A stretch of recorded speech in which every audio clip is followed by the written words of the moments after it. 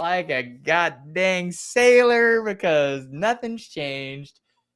I used my phone as my camera, and I went to join. It didn't work, and I Aren't you rebooted working everything. aren't you on a Mac?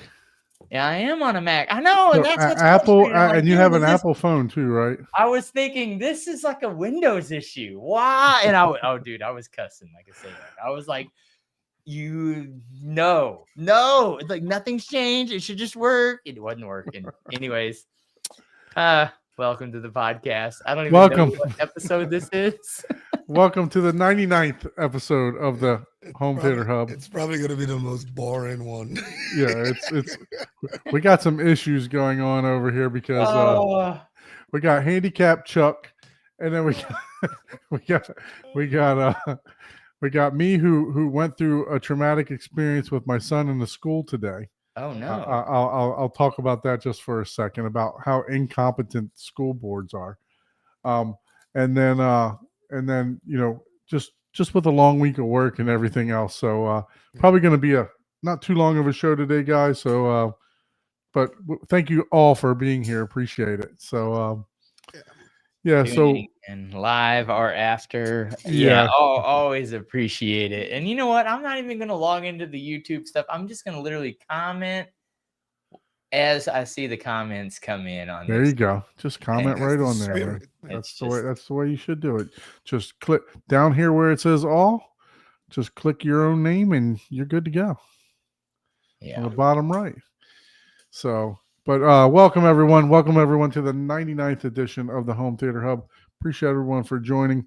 Ike, I think I calls gremlins in my network now. By talking about yours. So you have AT&T, right? Yes. Yeah. So the past 2 days, my AT&T has been super slow on a 5 gig network. Did you not get an email from them? On a 5 gig network, you know. I've been having problems with mine for the last 3 days. Disconnect. Yeah. I actually got an email from them. It looked like they had a problem with the fiber. So look, I mean, I don't know what would cause this, but I just tried to log into some bank information, like my bank account and like anything financial, a credit card account or anything like that using biometrics, and error. It just popped up error. I switched to my Xfinity. Everything works fine. So it's weird. It was really weird, but yeah, no, the AT&T network has been a little wonky. I did get an email. As a matter of fact, they sent me an email and offered me a 32-cent credit for the downtime. For the downtime. Hey, I know you can't make this shit up. Oh, you noticed the 2 seconds that you were down. Shoot. Whoa. Hey, you know what? That's better than gaslighting you the whole time. No, there was no problem here. What are you talking about? That was all you. You didn't reset. Like, get out of here. Yeah. Oh, wait. I was actually wait. Is this correct? What it's $3. Oh, $3. Okay. That $3 whole dollars. Woo! Hey man, $3 to 1 million customers. That's $3 million. Yeah, I guess. Yeah. Even though they made 40 billion, that week, it's like, we'll give you 1 penny on the 10,000 you made. I saw it. I laughed, man. I was like, oh well. Thanks for being considerate. Hey, every little bit helps. You know what I mean? I'll work hard for $1, right? So I'll take $3. All right. So check this out. Let me see if I can zoom in. Look at this latest thing that I've done. Let me see if I can cause it to. Oh, yeah. I don't even know. Pumpkin lamp? Is it showing up? Yeah, look at that. I made that one. And I don't know if you guys can see. You'd have to zoom in. I'd have to zoom it in, but that's the that's the pumpkin, right? Oh yeah, that's the pumpkin, but that's K-pop. Oh, okay. K-pop Demon Hunter pumpkin. No, zoom in. Nice.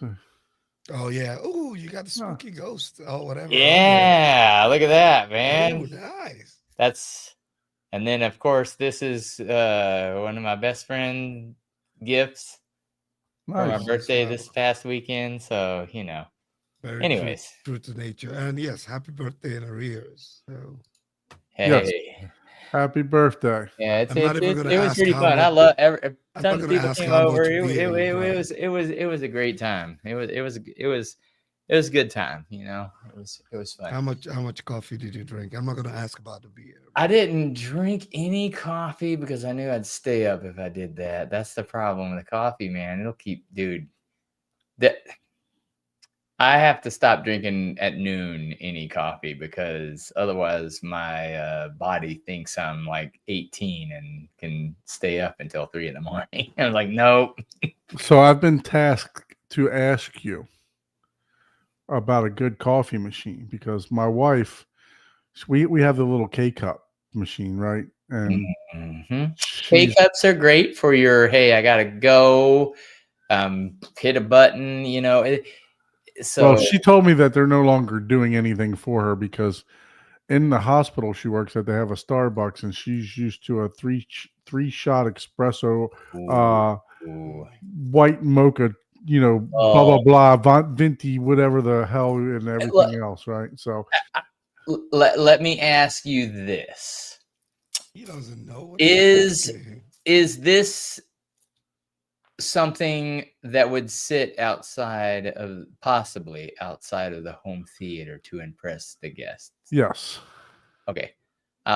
Basically they have the Sage or the Breville. They just came I out gotta with a turn new on my one. mic. I just turned you up. Oh, They came out with a new one that basically it's not my thing because it does everything automatically for you, Mm-hmm. which is exactly kind of what you're looking for. I'll have to it's a little pricey. It's She's a but I'm doctor, telling dude, and it's her favorite thing. She don't care. yeah, it's dude, I'm telling you right now, like my friend Tim, um I told him, I was like, dude, this is the machine for your wife. It was like this because it makes let's put it this way. Lance Hedrick, who's a big coffee YouTuber schnob, when I say schnob in the nicest of way, Right. most people would think, oh, you're a schnob, but no, I know what he's you mean. just a really cool dude with coffee. And basically, he has like a $30,000 grinder, dude. Yeah, we're not getting one of those. Yeah, I know. That's what I'm saying. And basically, this particular machine, he was like, If you said Trinoff, it maybe, but He- not a grinder.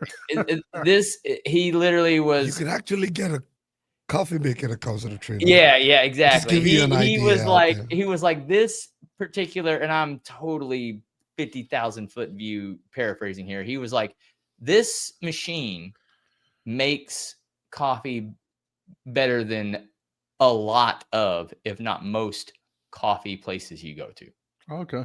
And it's just your regular old Breville in our neck of the woods, Sage, but it's around $3,000. But let me explain what this thing does. You put the beans in it, right? Right. It'll grind them. Yeah, and you tell it, hey, this is what I want, and it grinds it and makes it. And based on the flow and the extraction rate, it automatically compensates the grinder to say, oh, we did that too fine or we did it too coarse, and it compensates. And basically, like by your third pour, it auto dials it in for the best friggin' extraction for your So coffee. you guys have ChatGPT making coffee for you now. Yeah, basically, that's what it's doing. It is automatically doing it on a level where if you are like, hey, I don't want to get into the That's called science of it. Sage, right? It's the Plex of coffee. Now, granted, it Thank costs you for money. finding a way to remind us that we're on the home theater. It's not the it's not the Sound like a kaleidoscape. coffee show. It's not the kaleidoscape of coffee, because I trust like me, that. people that don't know, coffee machines that are high end they start at $15,000 Why though? because of the consistency and It's called the Sage, you said? Breville in our Breville. I'll find a link. Yeah, and it has the Dude, it's an amazing. I was like, wow, it's about time, and it does Yeah, because all. she just needs something stronger. She's like this. Oh no, no, no, one no, no, cup no, is no. just not doing This it. thing, you basically say, oh no, I want it stronger, and it'll say, oh okay, and it'll automatically dial it in for you Right. type of deal. Like She'll be happy to know that I solved her yeah, you issue. say, oh, I want an Americano, I want a single shot, double shot, you know it. But again, this is high. This is, to me, this is prosumer. This is prosumer level, right? This isn't like your intro, because Right. you it like me, right? Since I know I've been looking at it and doing it and grinding, and you know I know all the science of the coffee. I can get the same experience out of like a $200 espresso machine. Derek, I don't know if that's You a know what good I thing, man. I don't know if that's good or bad. Yeah, right. It's but the hey, but look, evolution. Yeah, look, a cup of regular pretty coffee. much. Yeah, I A mean, cup of that's regular just it. coffee and a shot of pastis or Everclear would do the same. I am magic. telling you, every hobby has. Might not make it a work though, but Right. Yeah, Yeah, and for sure. it's if you're having fun, but like they finally got it to where it's like, hey, this is basically, you have to go to a place where you're paying $12 for a coffee to get the Yeah. same experience out of this machine that you're just basically throwing beans in and hitting a button. Boop. And that, hey, if you're doing that daily, it pays for itself in less than 6 And months. she's still going to buy the Starbucks coffee when she goes there. Maybe not. Well, she'll start being judgmental. I can tell you that. She uses this machine. She'll be like, "Oh, okay, now I know." Like, yeah, God dang. Starbucks lovers are in a league of their own, man. Yeah, I told her, I said, you know, my friend Paul, I said, he's got like a grinder that costs $1,000. The only thing he does is grind the damn beans, you know? Yeah, dude, that's not even. Yeah, that's not that is a low end. Yeah, if you want the diminishing returns for a grinder for like an average for a home is like $3,000. And you know me, I'm always the value shopper. So yeah, Right. I got a deal. Yeah, on you get you mine. a hand grinder, Yeah. man. But yeah, and that's a lot of $20 on money. Amazon, man. I got my mother-in-law. She's from Brazil. She's got this little fucking pantyhose thing that hangs over a little. Yes, that's the thing. She does it, right? But you know how much time that? Yeah, dude, I'm telling That's you. old school, man. I work. Hand grinders, bro. Hand grinders are like $300 or $400, and you're doing all the work. You know, if you buy a high. Yeah, but your true coffee, you know, if you're You know, I grinding your get own it, beans, you know. I don't get it. I can't stand coffee, so I don't get it. It's not. Well, it's not. See, that's the thing. Anyone, that's one of those things. It's like people that I don't like beer. I don't like coffee. I don't like, you haven't had a good version of that you like for your palate, you know. I've tried all kind of coffees. I just don't like it. It's not my thing. It's not my thing. I've tried expensive coffees. I tried, you know, I'll do a hot chocolate. That's what I'll do when I go to when she goes to Starbucks. I'll get a hot chocolate because they pump the Ghirardelli chocolate. So it's. Well, now you I gotta keep my figure. All right, there we go. You need to upgrade, man. But yeah, welcome back to the home theater. Yeah, welcome. Where we talk about all things home theater and, you know, drinking coffee while you do home theater. You know, instead of can we trust him? Does it taste good? Or is it drinkable? Is it that's going to be my thing? Is it drinkable? Here's so, like, what you got going on today? Why would you do that to me?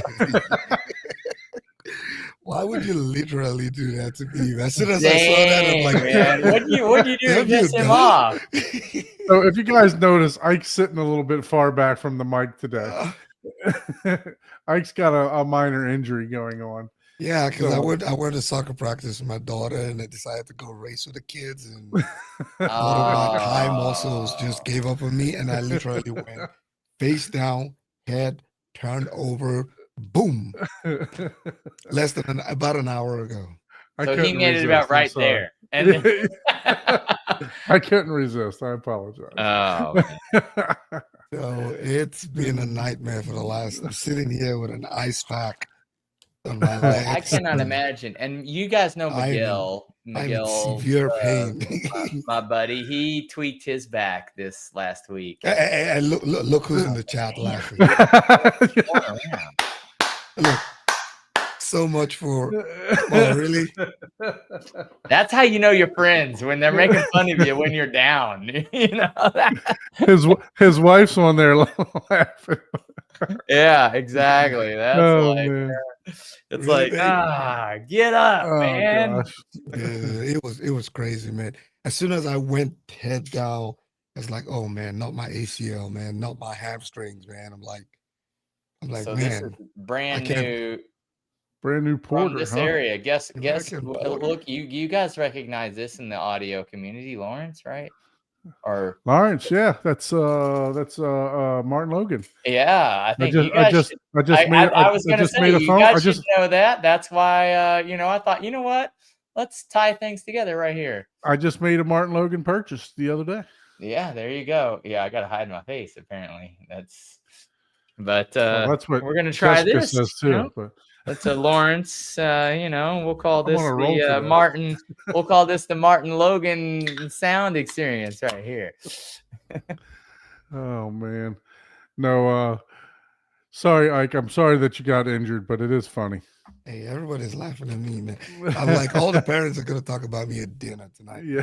Did you see the way he fell? Like I leave. I'm waiting for. I'm on TikTok right now looking. Because usually it's like one leg that gives up on you, and then you kind of struggle. You It limp. was both, so I couldn't Oh. even stand. So I went, boom, and then Oh, used damn. my hands and supported myself and just flipped over.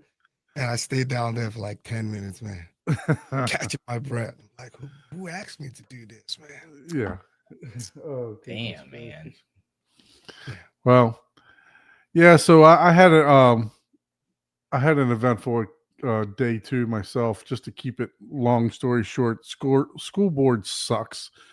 Basically, as you guys know, I have a son that's slightly autistic. So, got a phone call from my wife today saying that they tried to put him on a bus when he doesn't, when he's a pickup rider.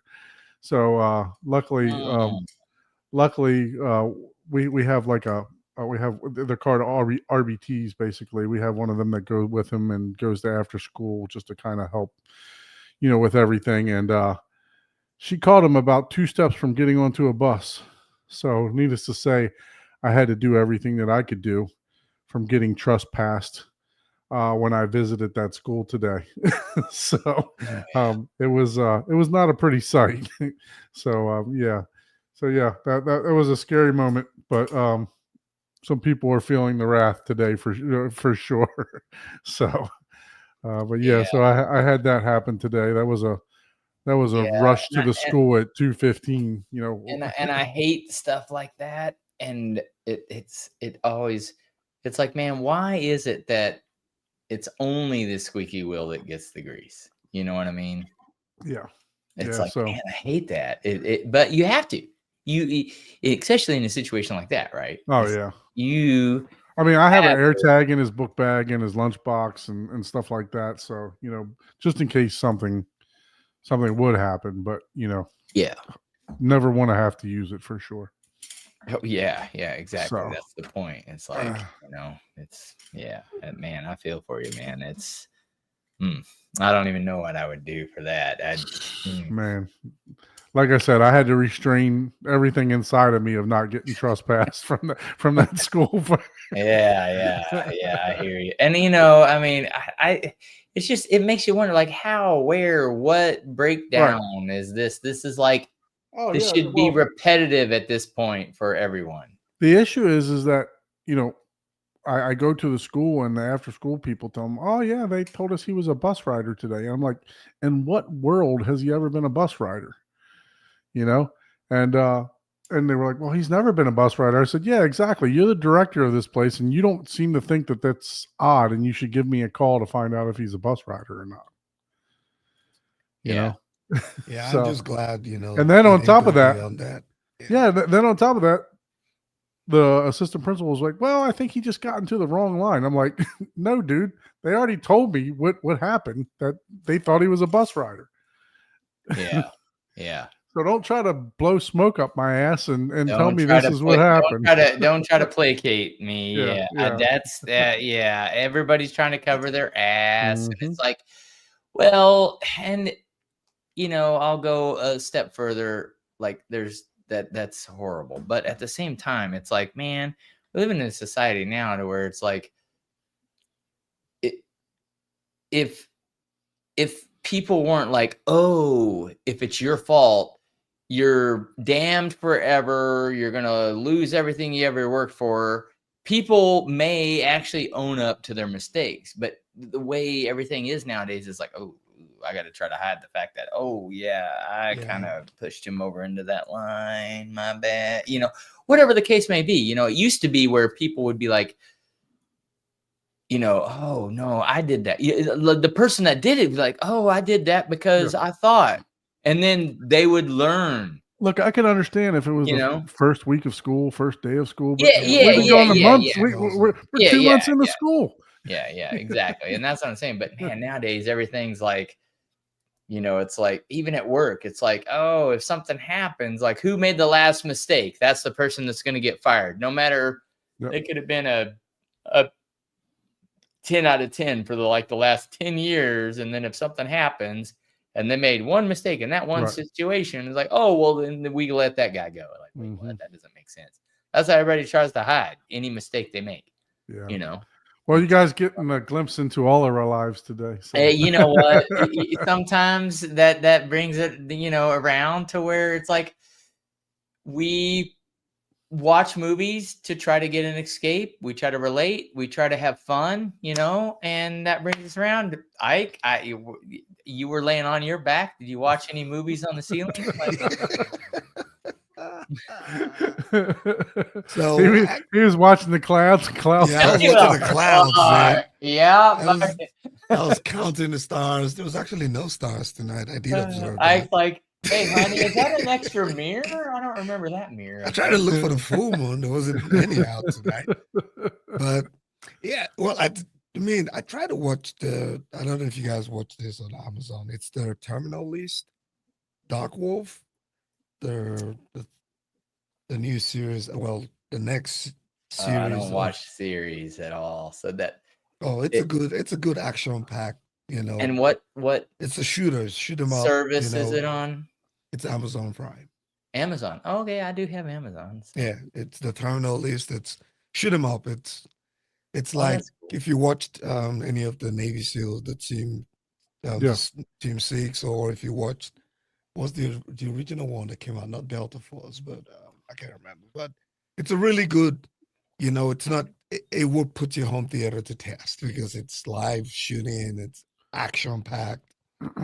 That was about as much. I didn't get to watch any movies, but that was because some people in the chat would know. Derek would know. I don't know if Wade is here. He'll probably know. But I ended up moving my in-wall SVS 3000s to behind. Now I have both of them. I used to have them at both corners of the room. Now I moved them behind my back seat. Okay. So like out of the wall? No, they're still in the wall. But, but they're just behind. In the wall right behind now. So complete near field for the back row. And that allows me now to be able to put additional sub at the left back. Right, because I had it in there, so there was no way for me to put another subwoofer there, because then it would just make, You were worried about the turbulence of the air coming off the front of if you put another sub in the corner. Yeah, you don't want to put an SVS that is big right in front of that. You don't want to block. You don't want to just put a piece of wood against your subwoofer, Basically, that's what it is. Did you become did you need me to come repair your drywall? It'd only take me like 3 years to get over there and do it. No, I fixed it right there. that's how long that joke's gone. Like, he's beating us to the punch. I know, man. Felicia don't play, man. She was like, she has this imaginary fear of snakes. She's like, no, I don't want a snake coming through. I'm like, what are you talking about? So I patched her. I always patch it though. As soon as I make them. Yeah, I had to fix it. It wasn't a perfect job, so some type of acoustic panel might just find its way out there. But Right. You're like, nothing to see see here. that? Just Yeah, no, It's you just don't a, see just, that. just a panel there. They're like, It's, why it's is an it extra bass low? trap. They're gonna like, why is it at the low? Why is it that low in the back? I shoved it full of insulation, and then it's an Yeah. extra bass trap. It's premium Yeah. rock wool, There you go. you know. Custom But yeah, made. that was as much as I did. Now I got to get a second mini DSP because I've used up basically the 4 inputs. Now the AVM 70 does have 2 independent subwoofer outputs. So it's either I get a second mini DSP or maybe sell the one I got and see if I can get the Flex that has. Yeah, they got like the big 10 one. What do you guys think? Because that's a It's question. like I wanted to ask. $1,000 for that Well, big one. okay. I'm glad. No, they have a Well, cheaper let's one, man. go. We'll talk about Yeah, that we'll talk about it. Let's just go after. But around. that is a good question because there's a lot of things with art, waveforming, all that stuff. And when do you and do you not? We'll discuss that. So Don, what did you watch? I had to write down my stuff because I always forget. But You got Jessica in the chat to help you remember. yeah, I watched one without her, so you know. So that's why I had to write it down. Otherwise, Debbie yeah, does I would be Dallas like- don't count. Well, yeah, I have to message her. That was the only time she like poked in. She was like, "Hey, we watch this," because usually I'm on Facebook. I'm like, "Hey, what movies did you watch?" I forgot the title. Literally, we will start a movie, and I'll be like, "I've never seen this before." 30 seconds into it, then I can tell you the whole movie and details about it. Right. It's Well, just yours I don't is know. 30 seconds. I usually go like halfway and I'm like, what am I doing here, man? I already seen that. And then I get mad at myself. Hey, at least you were entertained halfway through the movie, you know? Where me, I'm just usually like, they'll be like, and it might be 30 seconds, but it'll be like a little bit into it, like a minute or two into the movie to where they're kind of getting familiar with the characters. And I'll be like, oh yeah. And then I'll be able to detail the whole thing. I'm like, God dang it. We did watch So you it. want me to go before you? I have two things. And a third one that's an event. I can go first if you're shy. So hey, show and tell. I debated because of all the movie releases, but I watched Nobody 2. Okay. Jessica really liked that. Me, I was like, man, it's like it wasn't a bad movie, but it was like Fast and the Furious 23. You know, Right. Like, yeah, okay. Overdone. Well, yeah, it's like, okay, is this John Wick? Is this, like a mild-mannered person that's really a badass? Right. Okay, with a family, I'm protecting my family. Okay, I mean, nothing wrong with that, but at the same time, it's like, hey, you really got to get really good. That's the writers and doing, like, if you're doing something like that, you got to give us one little piece of newness or something. That it's not that story is bad, right? It's an amazing story. Everybody loves that story. Otherwise they wouldn't be so popular, because anybody that hasn't seen that exact plot and storyline like 50 times already would be like, oh, I've not watched it just because of that reason. I haven't watched Nobody or Nobody 2 yet. So yeah. Nobody, the first one was a little bit, it's a little bit, but then Nobody 2 is like, Nobody 2 is what you would expect, what you were probably expecting from Nobody. And I was the same way. I didn't watch that. I watched F1. There you go. Yeah, I finally got that, and I buy that. What you think of that? I liked it. It was a good movie. I liked it. Yeah, I liked the movie itself. Yeah, it was definitely good. What did you think about the audio? It was good. I didn't have a problem with, a lot of people like, I want, Atmos here or there. And it's like, have you ever been to Indianapolis? Like, that's exactly how it sounds. Like, you don't have Formula One cars flying over you. Right. You're 50 feet above the car. So it's not even if it crashes and goes 10 feet in the air, it's still not flying over you. But at the same time, you know, I get why people want that. Like, hey, I want to feel like, oh, it's coming at me and I'm the one crashing. So I totally get that.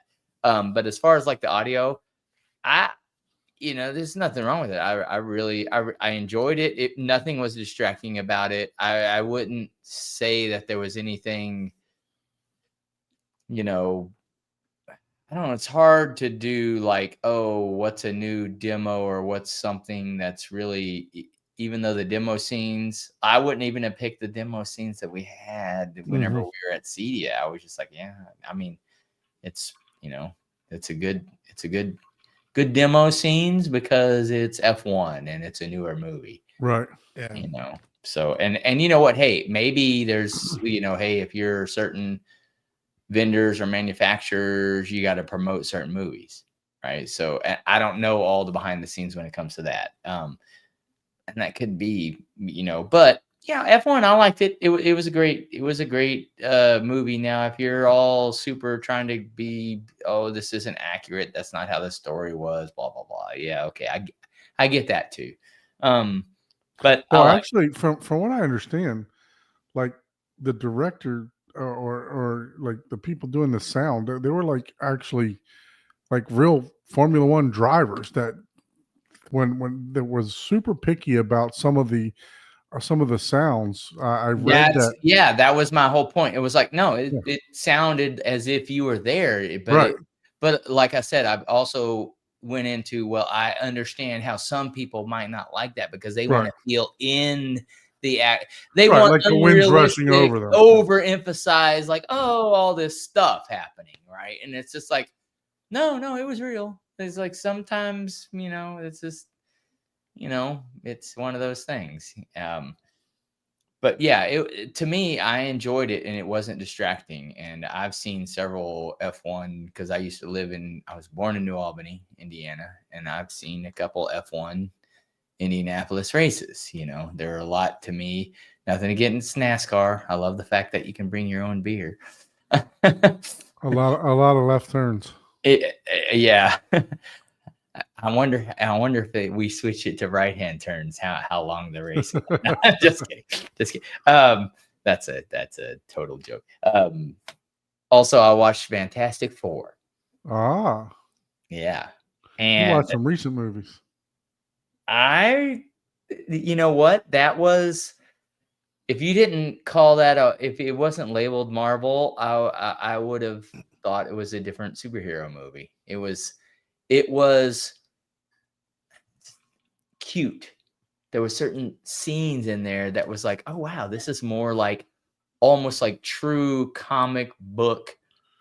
Even though it was action, it had a lot of things that you wouldn't, that kids would get scared about maybe, but it was more of that, like almost like true comic book movie. Okay. Not just let's do all the CGI type of thing. And you'd almost just have to watch it because they didn't get super in depth with some of the things. Some people, I liked it. I, would give it, your, hey, as far as Marvel movies, yeah, it's definitely probably a 7 because it's a little different, Right.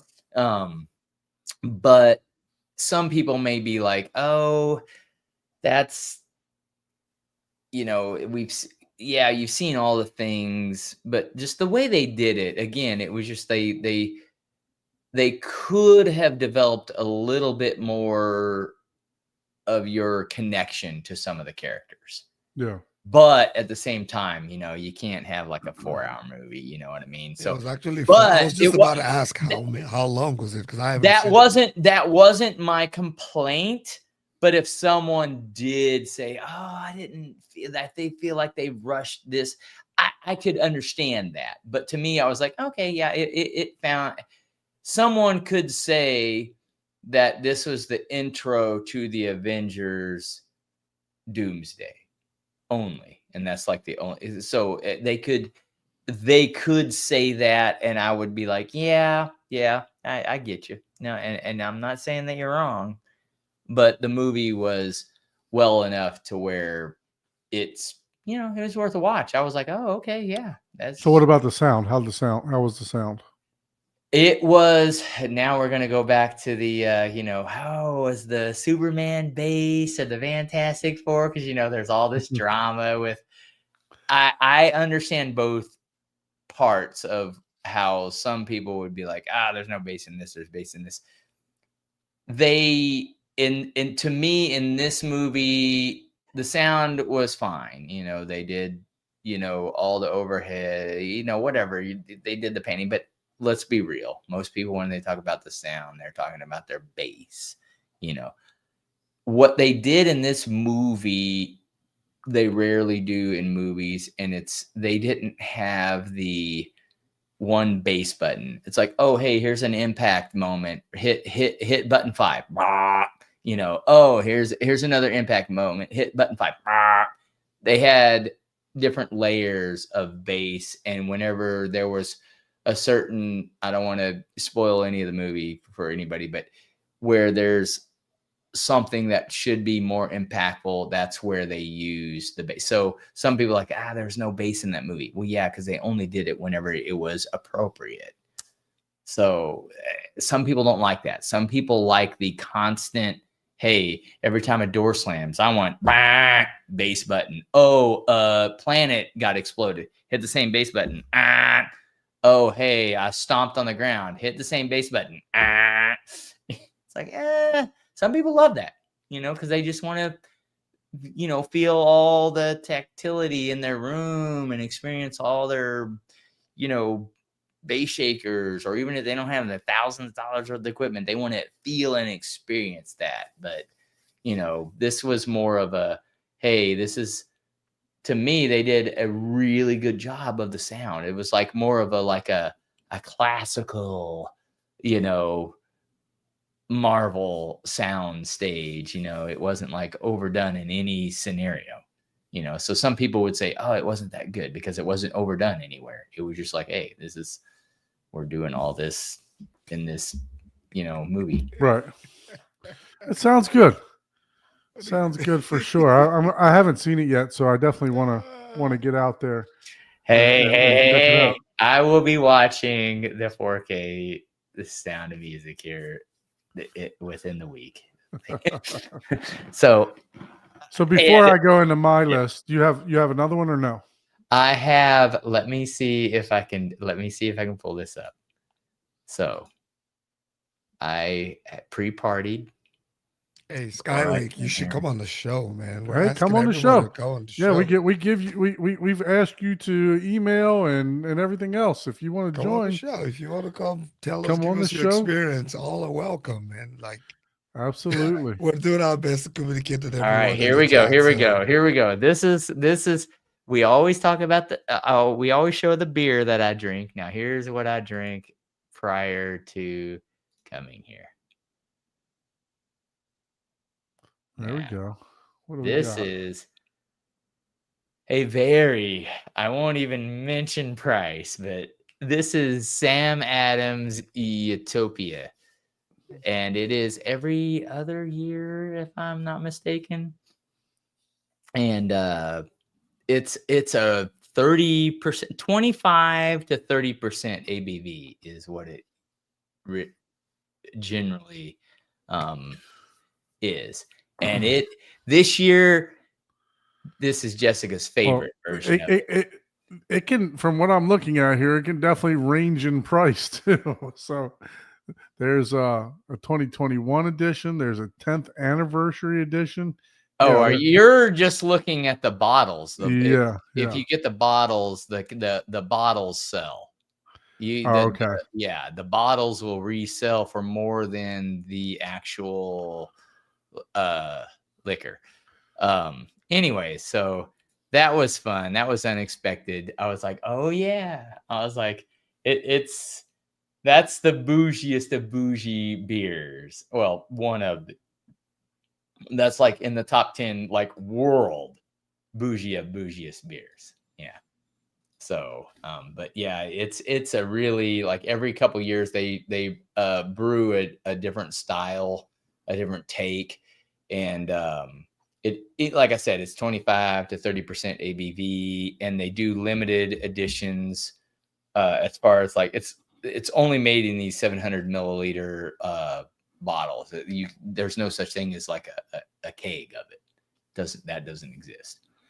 Like even Yard House, Darden Industries, which owns, Yard House, tons of restaurants. yeah, like 5 different of the biggest restaurants that you eat at, Red Lobster, stuff like that. This Kansas City area got 4 of them. Oh, that was it for the whole entire area. That's it. Yep. Wow. Mm-hmm. Very good. Well, glad you got to enjoy some of that. Sometimes we don't get to partake in it, and it's nice of them to do this. They don't really make money off of this per se. It's more of like, hey, you got to be in the know type of deal. But it's a fun little event for all the people that are regulars, I guess. Yeah. Well, that's great. Glad you got to partake in some of that. Yeah. So before I talk about my week, other than my day that I've already talked about, I just want to say hi to Anthony C. Big. Thanks for joining the chat. Easy HT for giving us a laugh already. Andrew, Anthony, Derek, appreciate you. Let's see who else we got here. We got Jessica in the chat. Thank you, Jessica. Andrew's in the chat. Chris, Corey, what's up, Corey? Good seeing you in the chat again. Really enjoyed our time at the dinner that we had out there in Cedia. So thank you so much for the company there. Let's see. And then we got Sky Lake in the chat. What's going on, Sky Lake? EJL, thank you. Rich is in the chat too. He was talking about your series there. Ike said it's a good series. Yep. So yeah, Andrew again. Yes, hey Skylight. Senor Dusty is in the chat. Senor Dusty. Mr. Abe is in the house. What's going on, sir? So yeah, just throwing it out there. If you guys do want to be a guest on the show, by all means, we'd love to have you come on.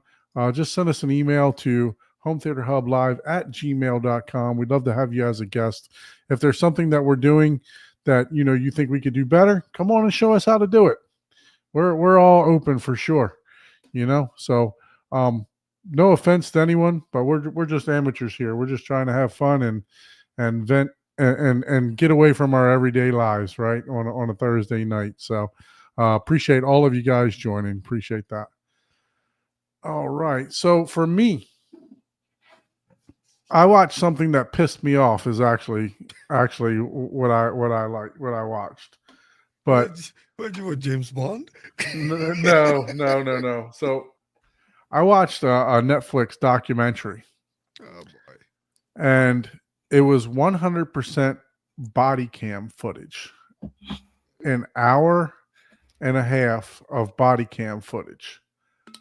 Like a GoPro? So no, the cops have to wear body cams, right? Man. So this was the perfect neighbor. Look, I tell you what, I like I said, it got me so immersed into it that I was pissed off at the end. Right? There's only a couple movies that I've ever been pissed off at. One of them was $1 Million Baby, where the lady boxer hit the other boxer in the back of the head and like paralyzed her and everything else like that. But this movie had me aggravated at the end. It's a good watch. It really is. Wow.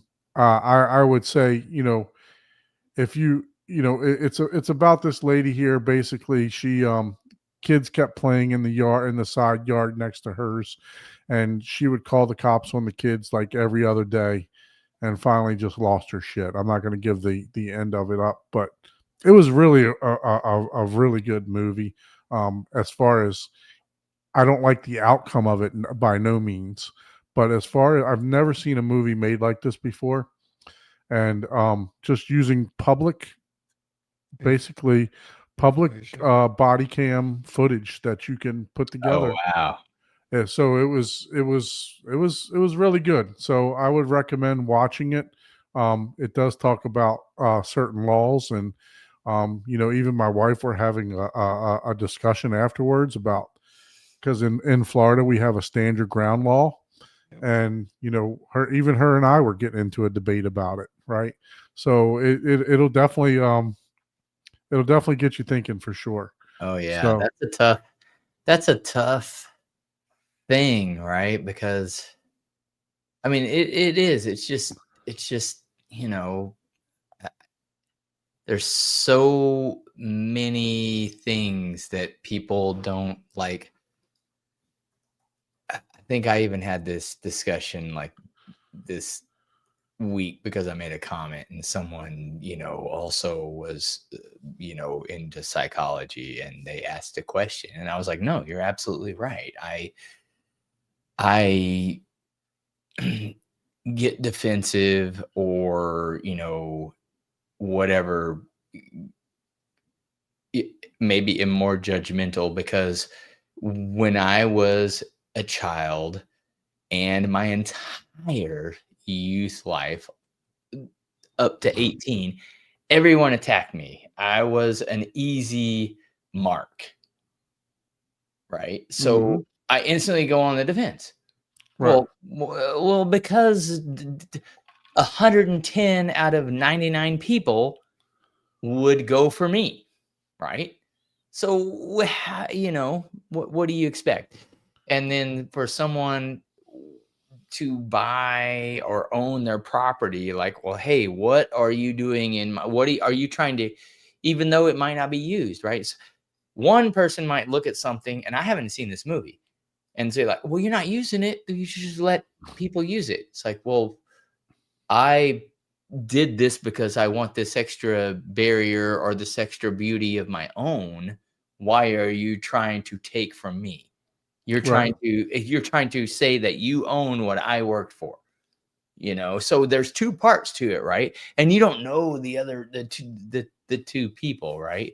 And there's two sides to every story, what I say. And if you hear both sides, you're only hearing 80% of the story, Right. because that extra 10% of each side is an emotional representation, aka I'm not telling a story whether I want to or not. I'm not telling a story to make this person look better, right? I am telling the story of, hey, this is how I emotionally felt at the time. This was my perception of it. Yeah. Yeah. So it's so if you want to get riled up, I definitely say watch that movie. Man, that's one of those movies that I would fucking hate to watch. No, you gotta watch it. You gotta watch it. I mean, look, it was. I probably will. It was definitely informational, but even myself. So, like I told you, it was preference on kids playing next to her yard. Yeah, right? That's tough. So you do have to look at both sides, right? And kids are noisy. They do stuff. They do all kind of stuff. So if you're an older person and you moved into a neighborhood, and you just want peace, obviously, that was just the wrong neighborhood for this lady to live in, right? So, but. And as she's calling the cops, I just picture myself as she's calling the cops on these kids. And I even told my wife this. I said, look, like I said, I'm not going to give away the movie. I mean, it was national what happened. So you guys probably seen it, right? I didn't know they made a movie out of it. So, but, I told my wife, I was like, look, if I were in that situation and my kids kept going over there playing and this lady's progressively getting more angry, and you don't know what people are capable of, I would have removed my kids from the situation. I would have told them, look, you're not allowed to play over there no more. Regardless if you feel you Right. were right or not. Exactly. Okay. Even though it's common space and you're allowed to play there yeah. and everything else, I was like, look, I would have pulled my kids from that situation. Just keep them out of that situation. Yeah. So, you know, they're like you said, there's two different sides of to look at this, right? Yeah. So, but yeah, definitely check that out. It was very interesting. It being a common space makes it a little bit more, even more complex. Right.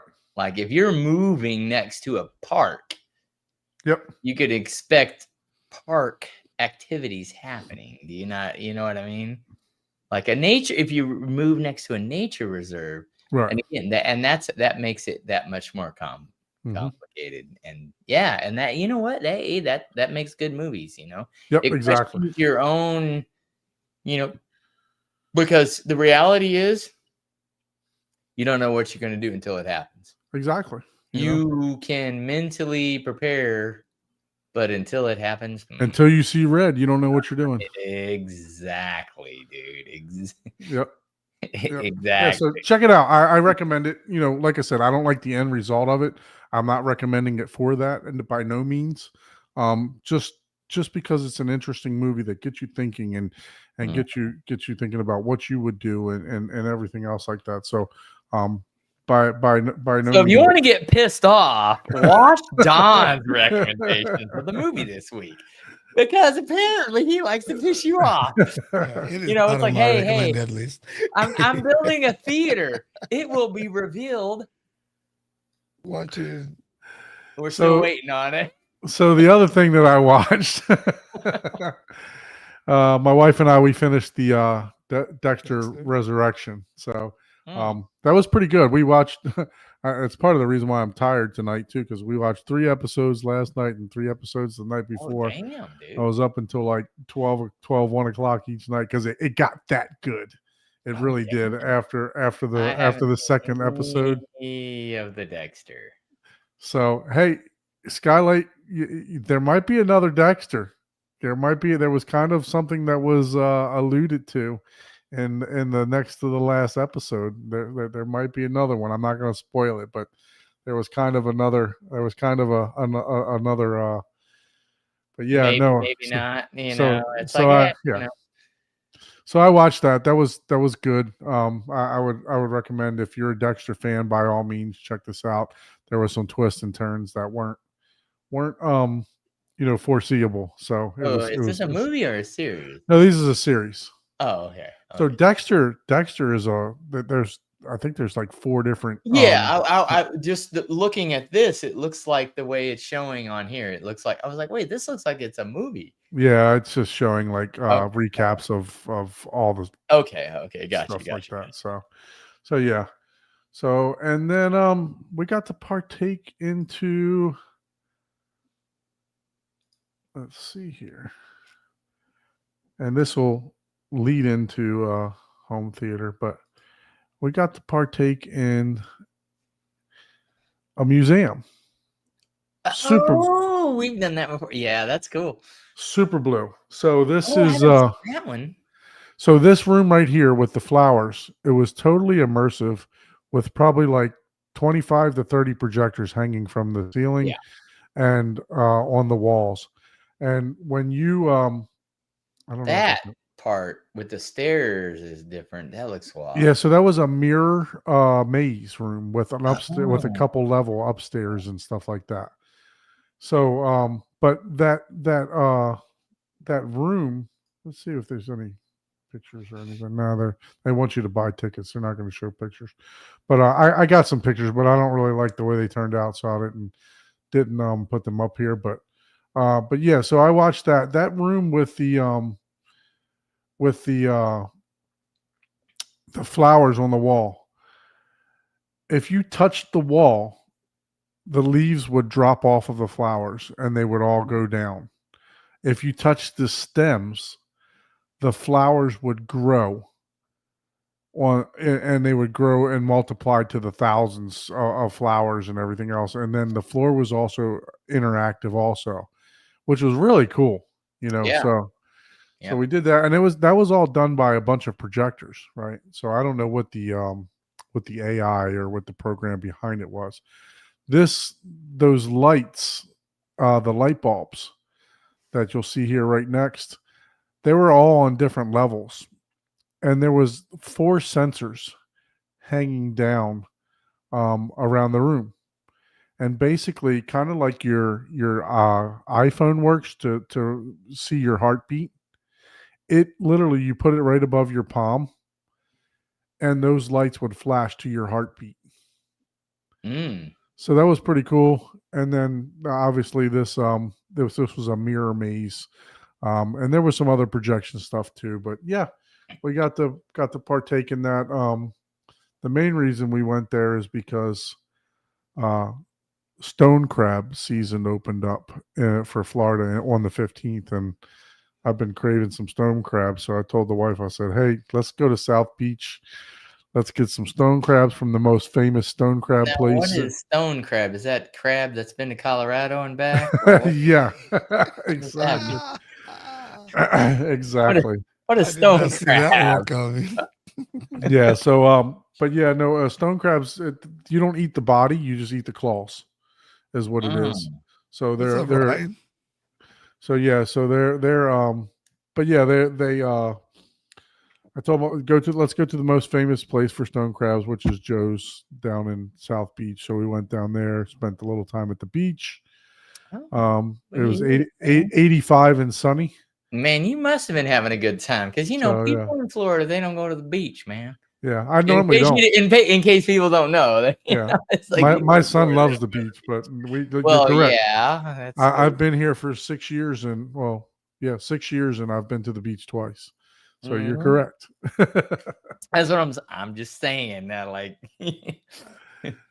All right, so but yeah, so that's what I did this week. But yeah, for as really far as immersive art, and yeah, that's pretty cool. Yeah. Yeah, so yeah, my son loved it. He really did. I got some Yeah, cool pictures of I him can and imagine stuff that. like that. So, but yeah, we spent about 2 hours there. It was pretty fun. So, all right, let's look at some comments here. I know Derek asked me a comment. I have the Martin Logan 60 XTIs for my front, left, and right. Speaking of that, if you guys didn't watch last time, I mentioned the fact that I was trying to calibrate my system and I changed the crossovers to full on all my speakers, and didn't realize that I didn't turn them back. And after going to Chuck's house, had to play a demo scene from Open Range. He was trying to keep up with Chuck. Yeah, and I lost slugger. Long story short, I lost the center channel. So luckily I bought 2 from Michael. I bought a pair of 60 XTIs when he was selling them, and I had a spare one in the closet, so that one quickly got replaced. Did reach out to Martin Logan this week. Good news is the drivers were very inexpensive. I told him that I was a dealer for them. I'm getting I'm getting 2 drivers for less than $200. So I mean, I can't complain. Bad, Shipped and everything else. So just replaced the drivers. I think I mentioned that one of my rail subs was kind of making a weird noise too. So this weekend I'm gonna be taking one of the actual speakers out of the one of the stacks, and I'm going to replace it just to make sure. But I did reach out to them too. Those drivers are not cheap. So those drivers are about half the price of the actual speaker itself. So I'm not looking forward to replacing that one at all. But anyway, I'm hoping that it's just something vibrating inside that's making a noise or something like that I haven't figured out yet. But yeah, so Martin Logan 60 XTI is going across the front. The rest of the bed layer is the Martin Logan 35. Man, this guy's been building it so long, he forgot the stuff that he bought, man. Like that, so long as time. Martin Logan 35. I think they're the 35 XTIs. They're a bookshelf. And that goes all the way around. And then the other, it's the Motion series. Let me see. Trying to get to them. So they might have a new name now for the Motion series, but yeah, the B100s are the replacements for what I had. It was the 35 XTI, and then in the ceiling I have the architectural. Let's see what they are. The architectural Motion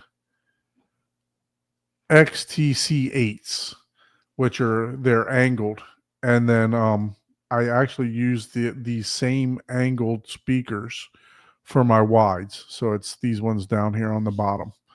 So the good news is that every speaker that I have has the same exact tweeter. These Atmos speakers actually have the same exact 8-inch woofer as the front left LCRs. Oh, okay. And so that's a huge enclosure there. That correct. woofer in there is 8 inches. That means that's like, gosh, that's like, man, does that fit in between studs? Yeah. That's definitely. almost twice. You know how they measure, right? So they're not officially, they're measuring from the taint. Yeah, exactly. Yep. So they're not officially hanging out with me too long. Yeah, you're stealing my punchline, man. So you're supposed to be the professional one, Don. Don't be taking my. So yeah, but they're not truly 8-inch drivers, but I think the basket and stuff is 8 inches on the outside. However, the industry measures them. Hence the reason why Ryan. You're saying a man measures those. Yeah, why Ryan was able to replace a 50-inch subwoofer with a 60-inch subwoofer in the same exact enclosure without making a cut, right? So we're calling this. Somebody really needs to investigate that. and no guy is like, oh no, that sounds good. No, that's right. It's that looks legit. Yeah, it grew like 14 inches. Sure. Oh, wow, so my camera cut off. So he's got all the Martin Logans. That's pretty cool. So did you have anything else besides? I mean, we don't need to see your face. You're showing the friggin' the website. Yeah. So those are the so I got 8 of these. 1, 2. What is it? You need 6. You need to speak out, 4, because you don't even remember what you got. 6. Yeah, exactly. I got 7 of the 35 XTIs because I have a rear center also. Oh, you got to. Oh, yeah, of course. So I have 2 sets of side surrounds and a rear center. So how you doing that on your 16-channel process? I'm not. It's there. It's there, just not being used. It's there. However, future upgrades. Yes. So, however, the Lindorf does have a setting to where it has the rear center. We got one of my favorite. Actually, Guinness. This is my favorite chocolate beer. This, if you like chocolate, literally is like a cacao, like actual chocolate beer. It's totally different than any other porter. This is my favorite. Like this the only thing that gives me hope about that is this is all and this is in the UK. So that this is all natural too. That's what I'm saying. This one right here, this is my favorite chocolate stout, hands down. Not even a question. Like I love this, and one of my friends bought this for me for my birthday. He brought it over, and he was like, "Oh, have you had this?" I was like, "Dude, that's literally my favorite." And he was like, "Oh, okay." I think he was kind of disappointed that he didn't find something new, but at the same time, it's like, "Oh, dude, that's literally my favorite." Like we'll get to that. favorite chocolate stout, hands down. Nice. So Corey says, what do you guys think about the Arundel 1723s? Look, I've only heard the what was the one we heard at the M Wave? The big bookshelf that they have, the studio monitor. Well, That they were they the LCR. They were basically kind of the same. Like, right. It was the same, just about. yeah. It's just so my thing. Okay, no filter. I like those speakers, but I'm like, I would probably just get SVS. But the build and you could do something that I think Joe found out, like you could do something with one of the crossovers or something where, and I forgot what it was that people complained about, but most people didn't do that or didn't know about it or didn't complain about it enough. It's a really good speaker and it's built very well. HDF. Yeah, And all the components and everything are really good. Like it is, that is probably, as miser as I am, it's like that's probably the upper echelon of where I would go before I'm like, yeah, you're paying for, if you're talking, hey, audio quality versus, look, if you're just talking looks, like, hey, $200,000, whatever, we're just now starting, you know what I mean? Like, this is really good sounding speakers. You can always, use a measurement tool to be like, they didn't do this here, there. But I really like all the Rindle or Arundel line because they're high quality. They are expensive. They're higher end, but they are really good. Everything about them is really good quality. They're at that upper level or upper limit of price for me personally of, hey, now you're starting to get into, well, am I paying for just the name? You're right at that cusp. Yeah. But they do everything quality wise. Like, it's not like, oh, I'm picking this up. Like, no, this is like, so shit. So Jonathan Von England, he's got a channel and they do the AV experience, him and Ryan, and I'm just repeating what he said, that he didn't think they could reach reference. So if you want to reference theater, gotcha, just make sure that you do your research on them first. But we've had Paul and I know a couple different YouTube guys that have them. Also, we know another person that we met through a channel that has them, and they absolutely love them. So yeah, I mean, exactly. it's been, and but they don't listen at reference. They're not we're trying. Saying reference, we're talking 85 dB constant volume with peaks, of what it was, that 15 dB peaks.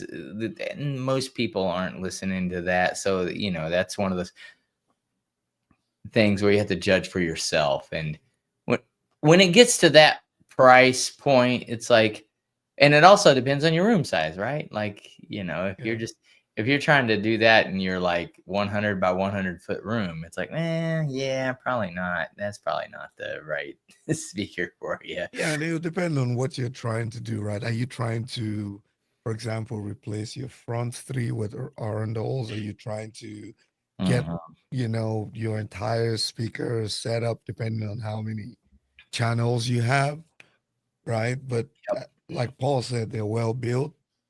They sound good. They have been questions about their ability to play at reference. Yeah. So those are some things to consider. They are also good speakers that you can get without getting to those price Absolutely. to that price point. So it depends on what you're trying to do.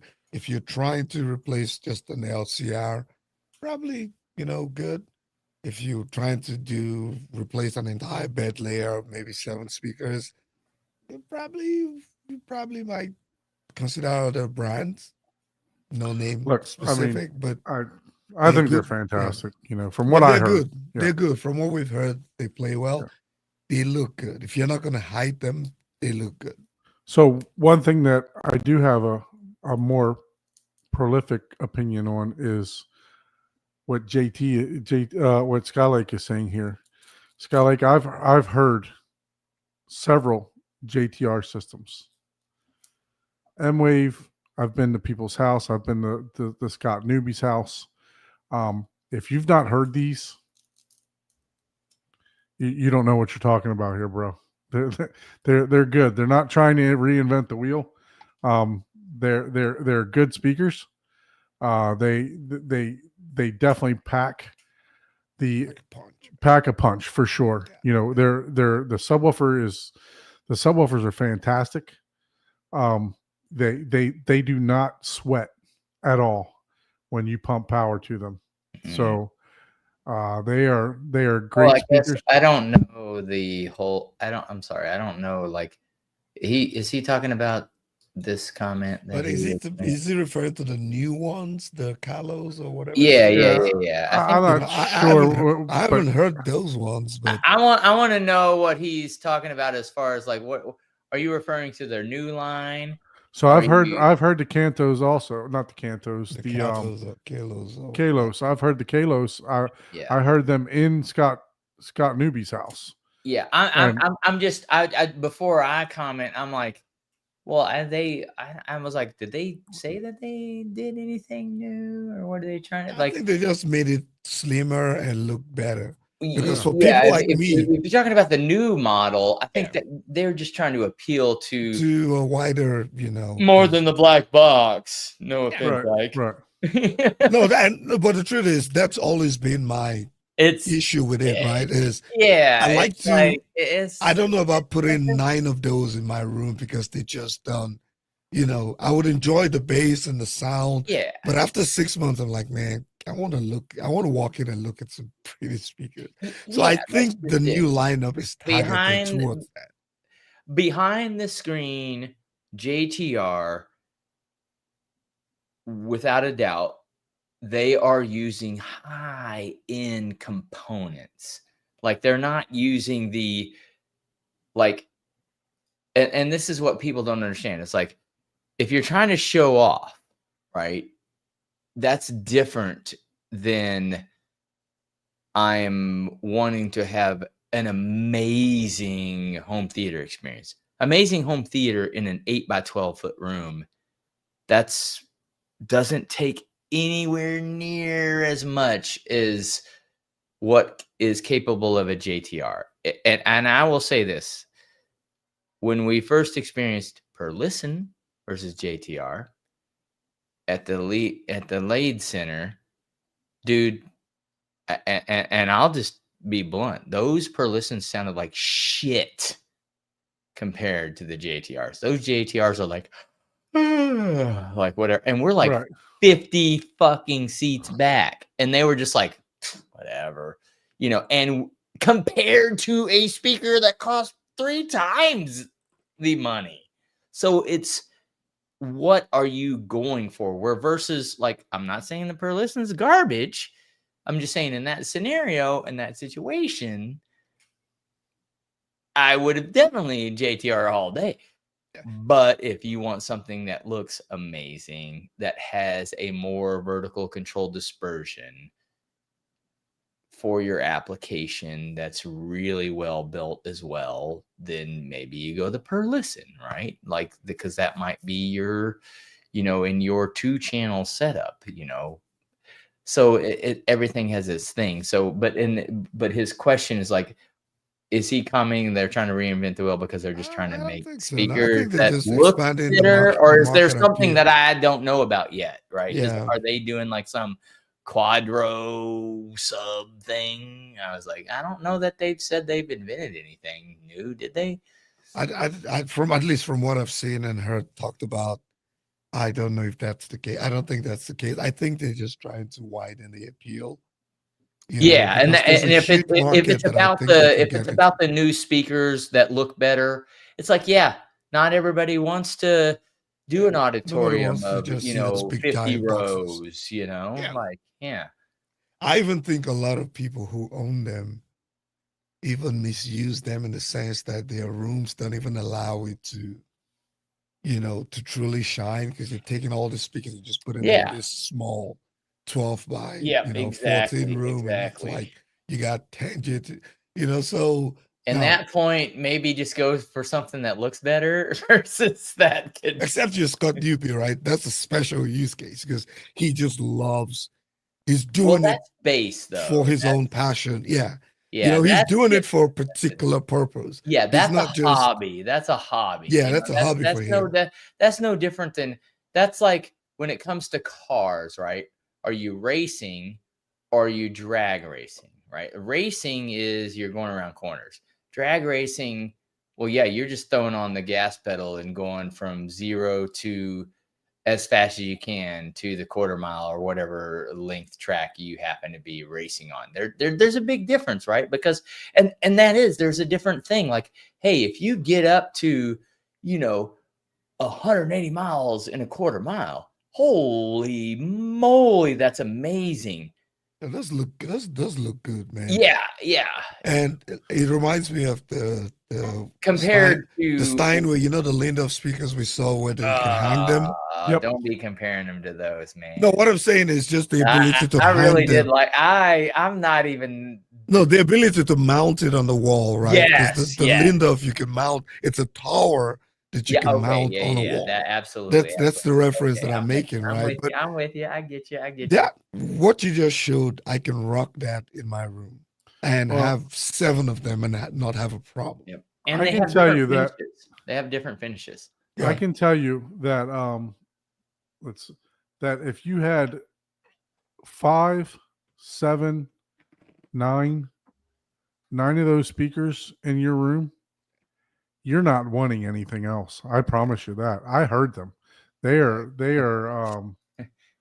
A car and this 12 and this 12-inch subwoofers. and this 12-inch subwoofer was the 2 of these 12-inch subwoofers was literally shaking the. And look, it is a suspended floor, but this 12-inch subwoofer was shaking the entire floor. Yeah, and you could see how it's made. Look at it. Yeah. That is 3/4-inch wood just pressed together all the way through and through. Yep. I wonder what it weighs, man. Oh gosh, yeah, that's just it. Look at that. That's just pure 3/4-inch birch all the way looks through. Like you can paint it whatever you want. So look, I don't want to spread any false information. I don't own JTR. I don't have a relationship with JTR. I don't expect to have a relationship with them. But I just want to preference that. Yeah. Until you hear it, don't talk. I'm not sure if you had a chance. The performance is not exaggerated. Well, here, that's the thing. I think maybe not. I haven't heard the new ones, but the ones that I've heard, it's not exaggerated. The brand comes from someone that basically they're making commercial grade products, and now they're trying to make them more appealing to consumer grade. And that's what you're looking at right there. And that's a tough line. Like that is a tough line to toe, right? Oh, wait, what? $3,500 for 12-inch sub? Yeah. They cost almost as much as the RS1s. Are you paying for the wood? Well, and that's what I'm saying.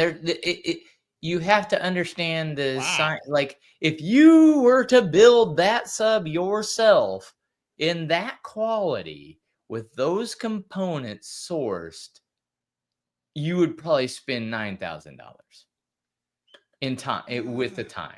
Sure, if you were just talking, but it's still a high. If you were talking just components, and you had billions of years of experience, maybe $1,200, $1,500 worth of stuff there, right?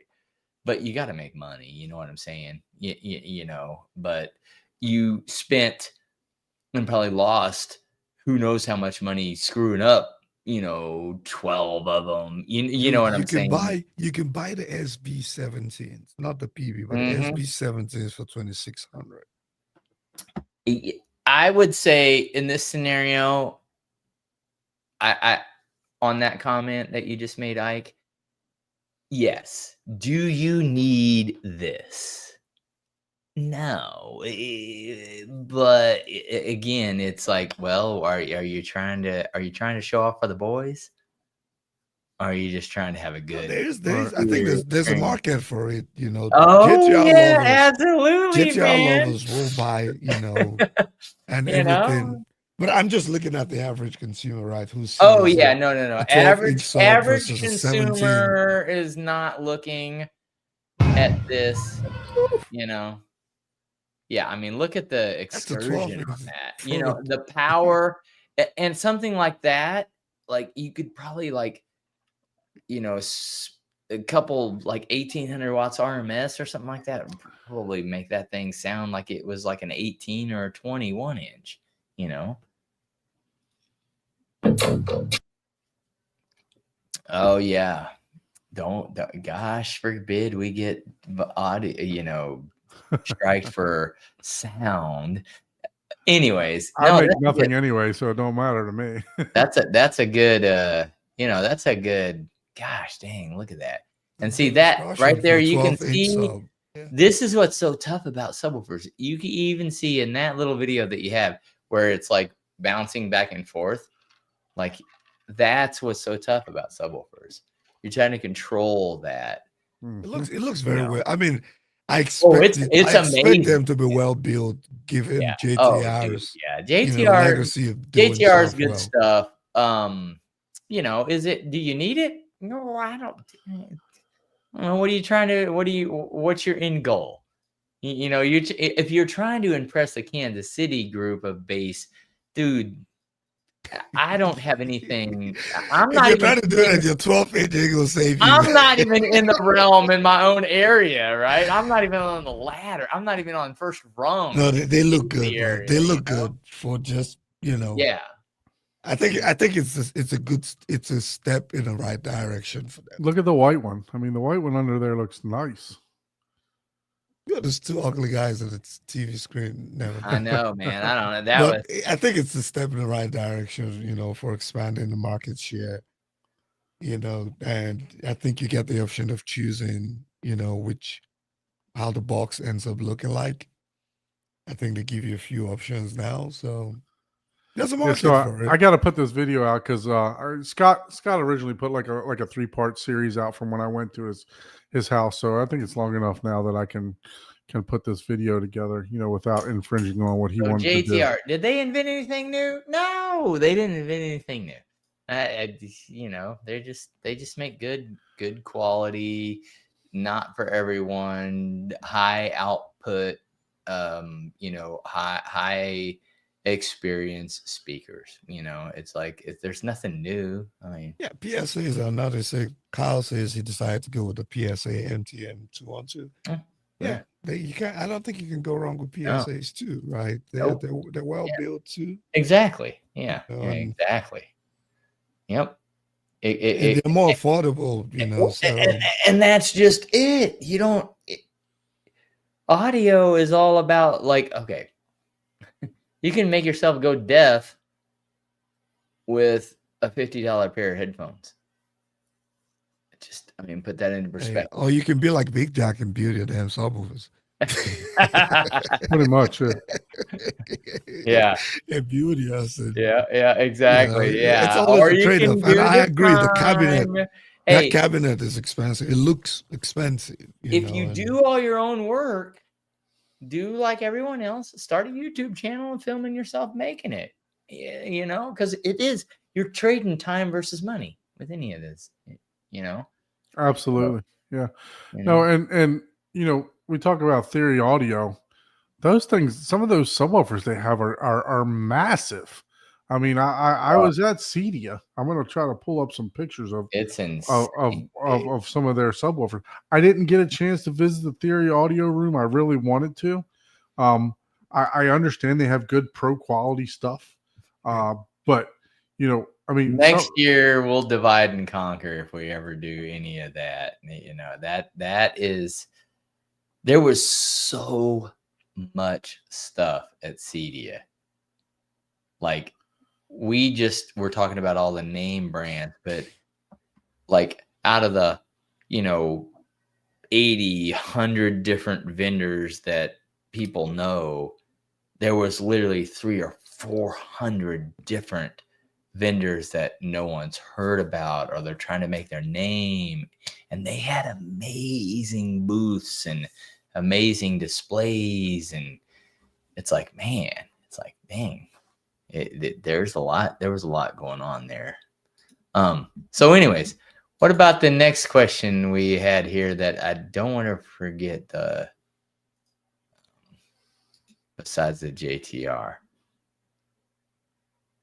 I wanted to ask, if I put 50 millimeter rock wool instead of 100 millimeter, would it bad? I got brick wall, double drywall, MLV, and resilient channel with all the 50 millimeter rock wool. Okay. It sounds like a pretty built room, man. Yeah, with the channel and all that stuff. There's a lot. Like, wait, I have. You might as well just go ahead and put the 100 millimeter. I have 15 layers. It would, well,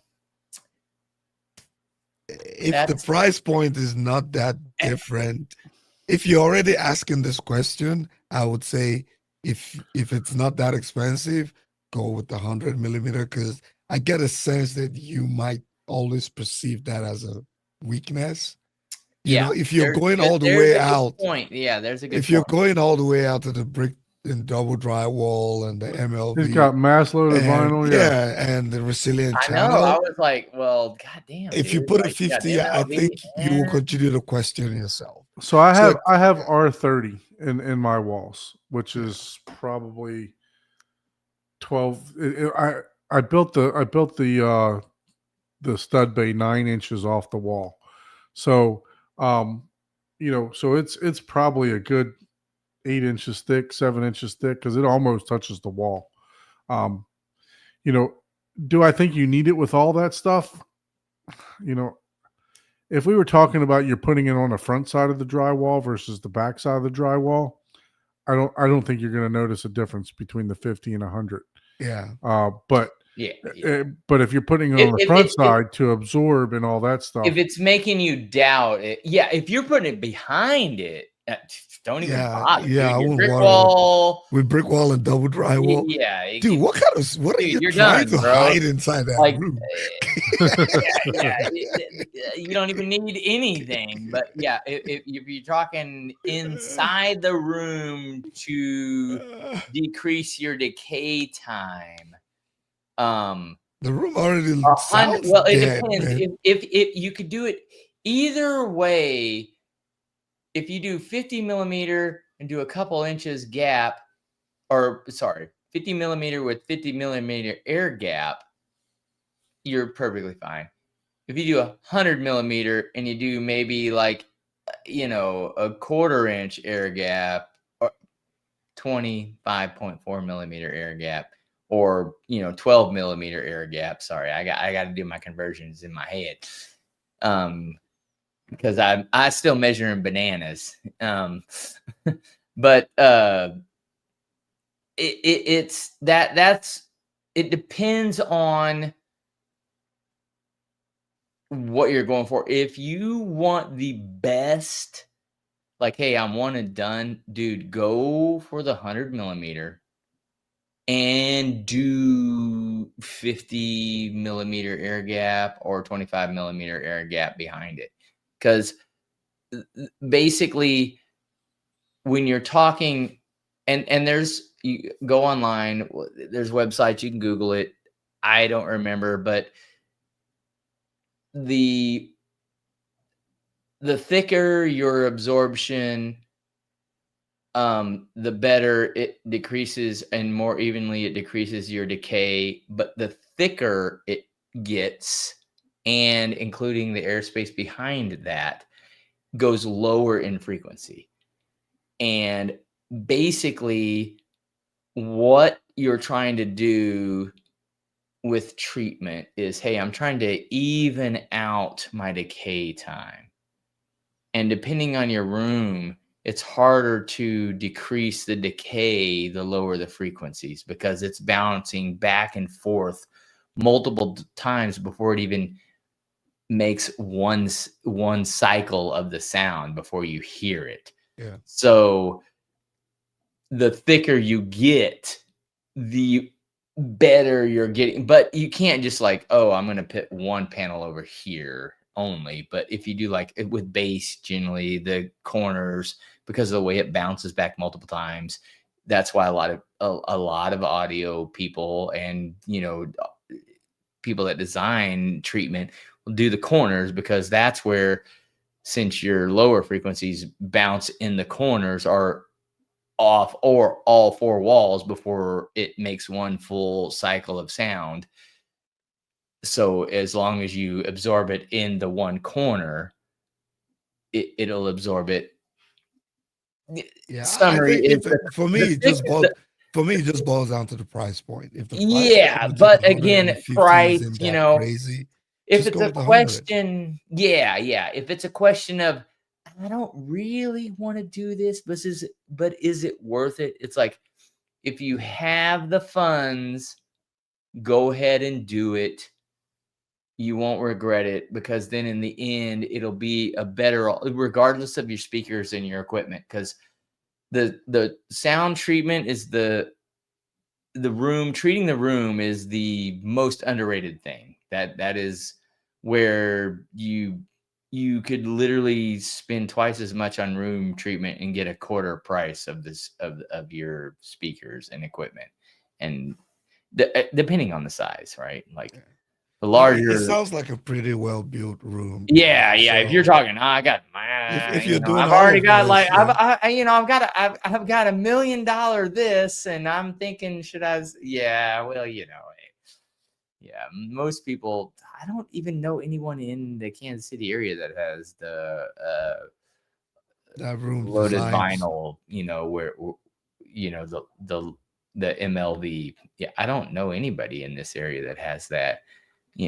But basically, the thicker you go with, and the thicker and the more air gap, it's the lower the control of your decay time will be. So Abe's in the chat. Abe, if you're still there, what do you think? What are you putting in your walls? Abe? I don't know that he would be putting the 50 millimeter. I think Abe does all 50 millimeter, because for the most part, that's really all you need. Yeah.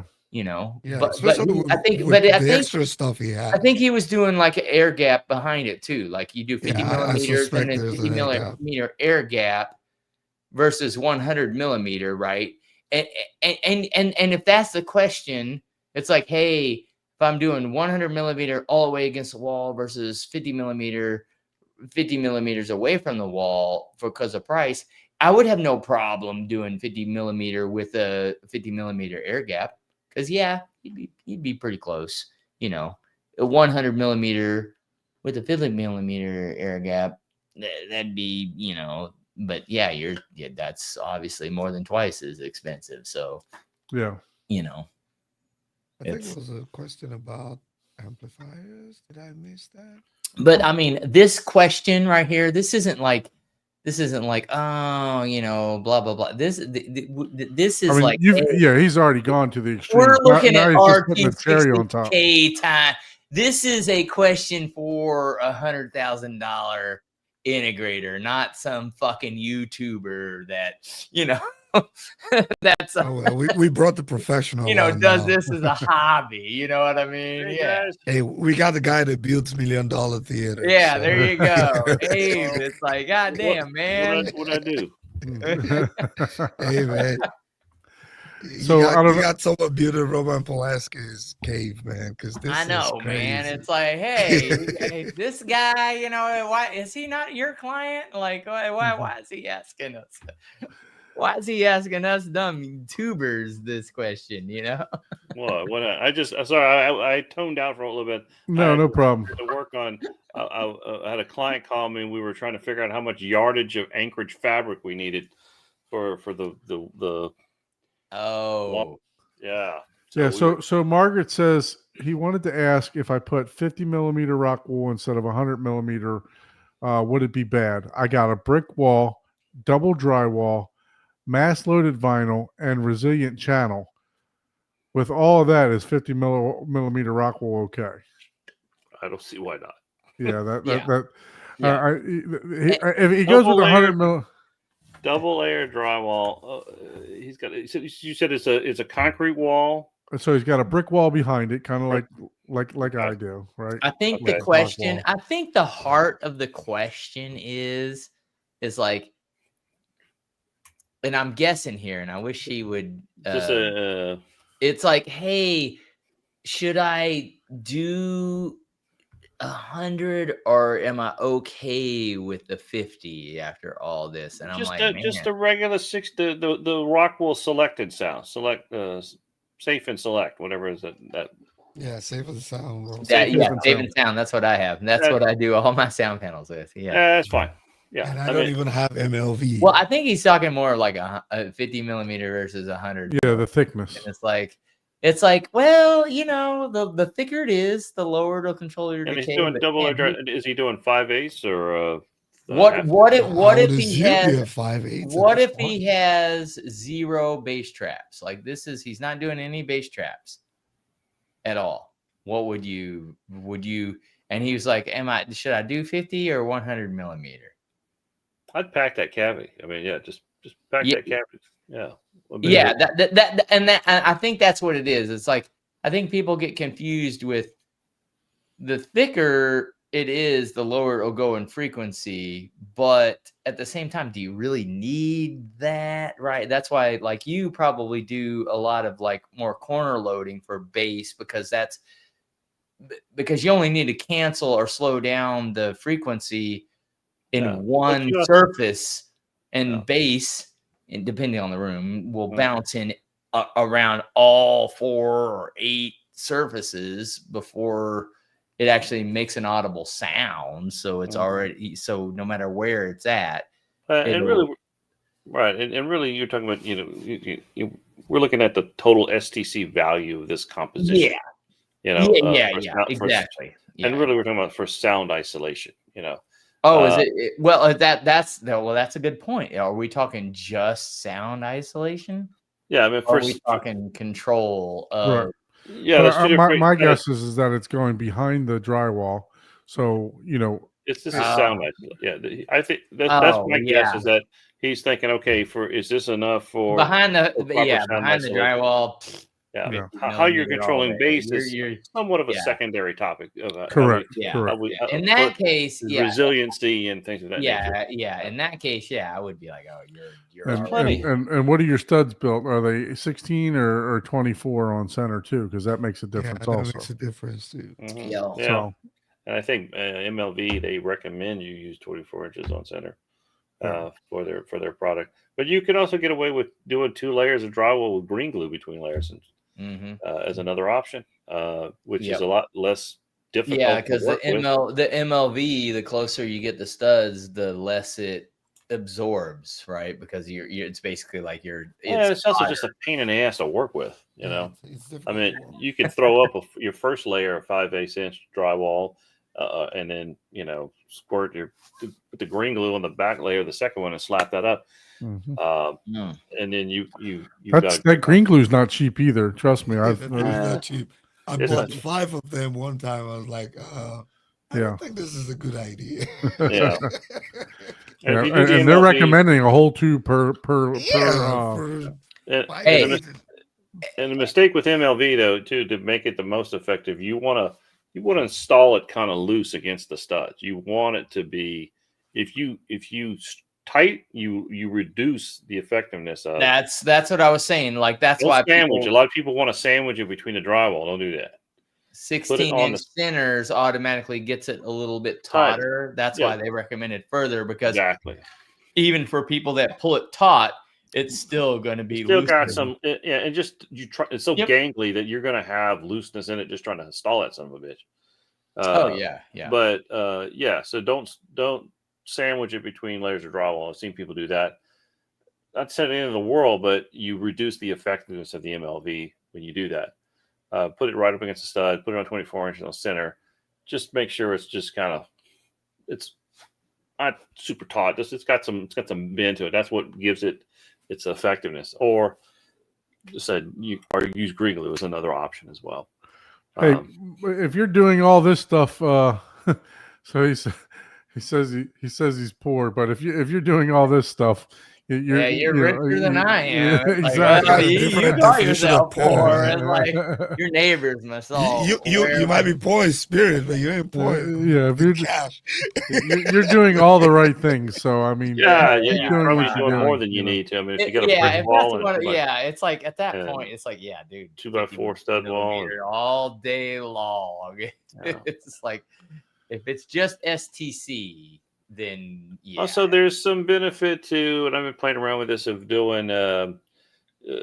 It also helps save some money. Do one layer of 1/2 inch with one layer of 5/8 on your drywall.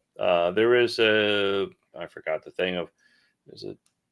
Sometimes they say having multiple layers of the same thicknesses has a resident issue, and you're having two different. I haven't run into that issue, but I only put green glue between my layers anyway. But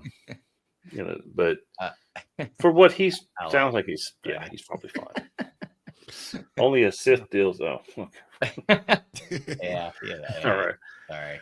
I know I'm more of a Trekkie, but I do like that. I think there's a new Trek coming out, isn't there? I thought I heard there was a new Star Trek coming out. I'm still burnt that J.J. Abrams ruined the comeback of all that. I still can't get over it because I can't stand that flash. That he's a big fan of that the flare, the lens flare.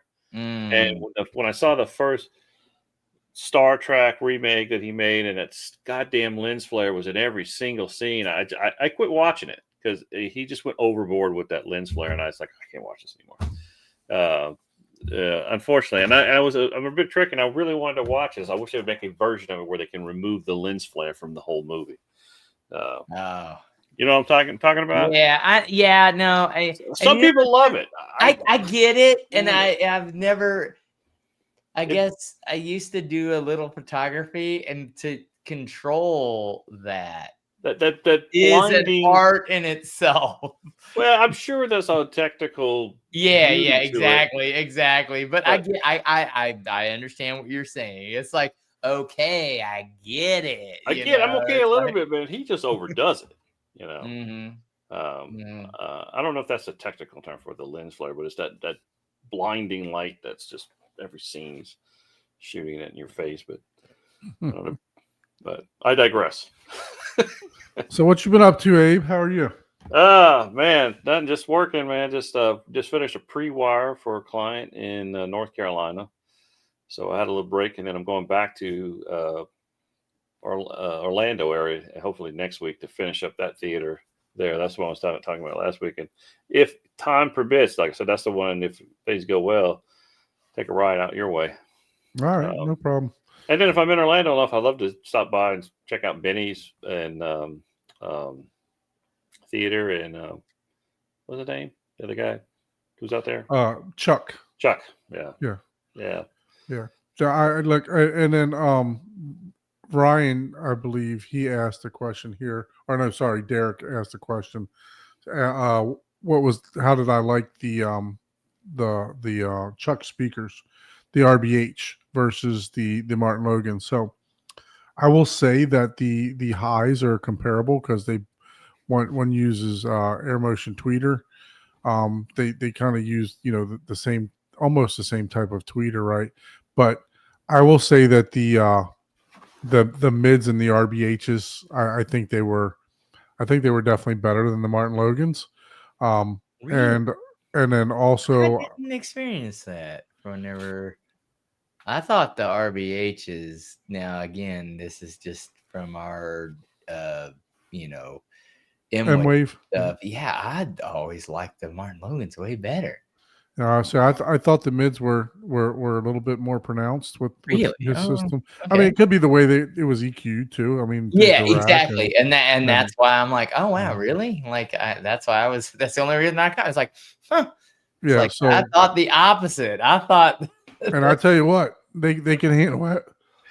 They can handle anything you threw at them too. So Mhm. Chuck Yeah. probably had that thing playing about 115 dB. Oh So geez.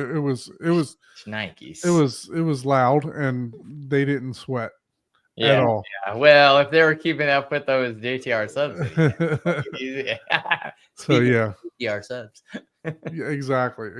Yeah, no, I enjoy them. style subs.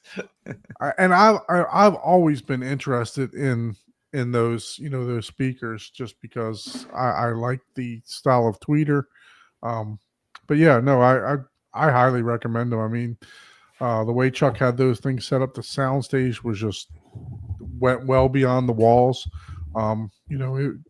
Somebody helped them tune that theater in a little bit. They didn't claim to be a true calibrator, but they did a good job at it for sure. I see some grumblings in the chat about Triad.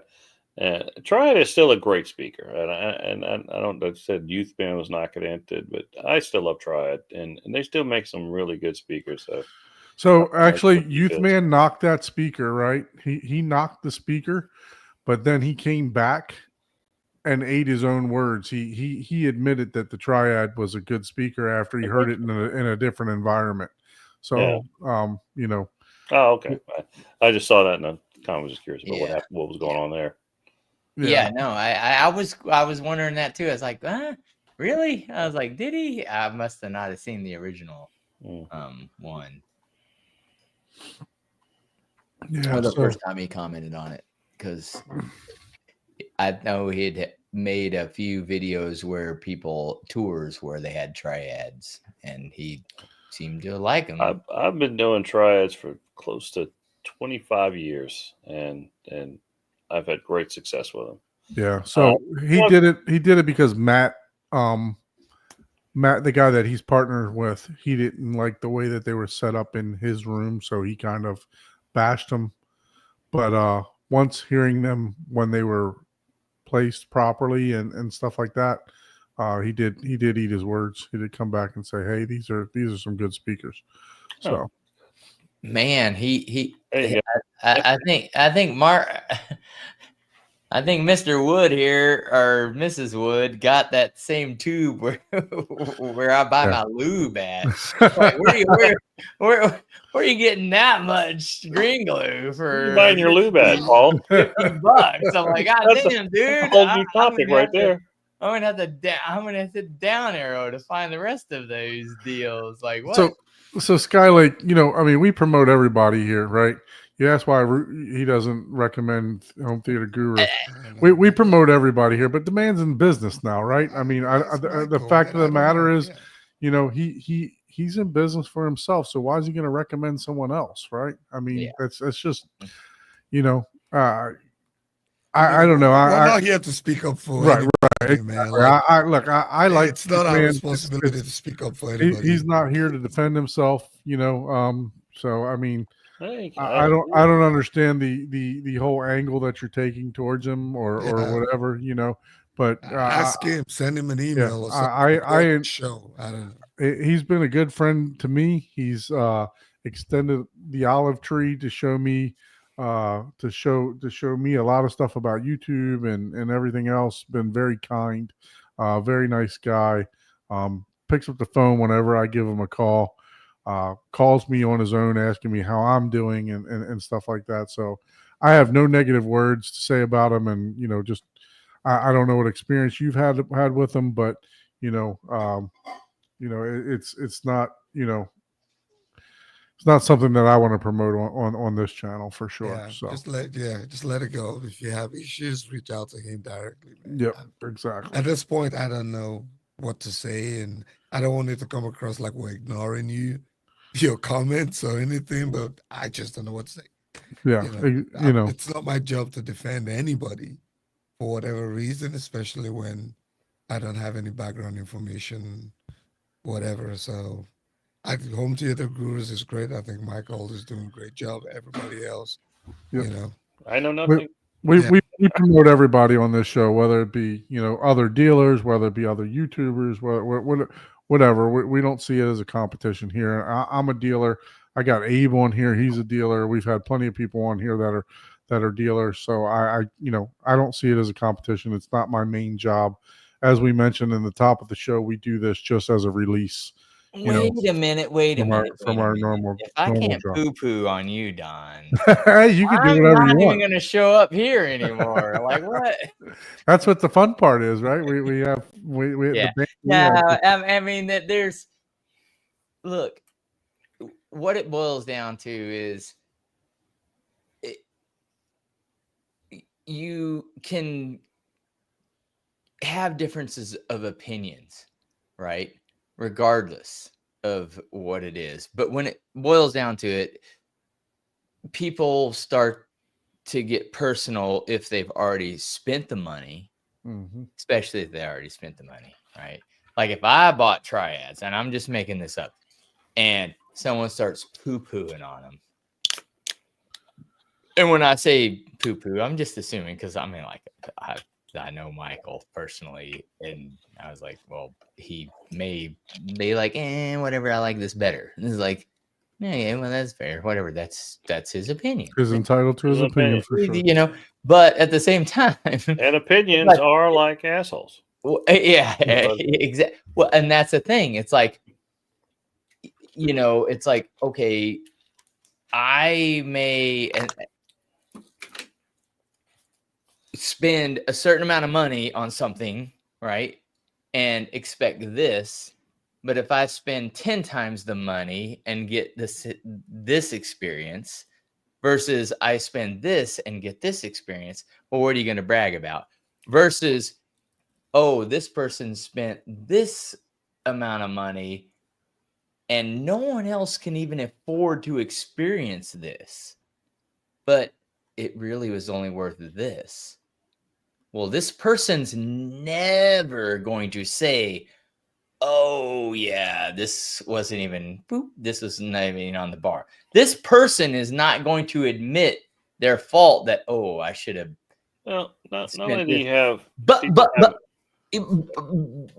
all I'm saying, I'm not saying like value versus money in that scenario. I'm just, everyone is entitled to their opinion, and it's on you to do the research of what you like, because like whenever we went to CEDIA, Abe, you were like, oh, I like this room the best, right? Or whatever. And I was like, man, I forgot what I said to you, Don, but I said something, and I mentioned it last time, and I was like, well, blah, blah, blah. And when I went to the room, I was like, oh yeah, no, that definitely, I like that room the best.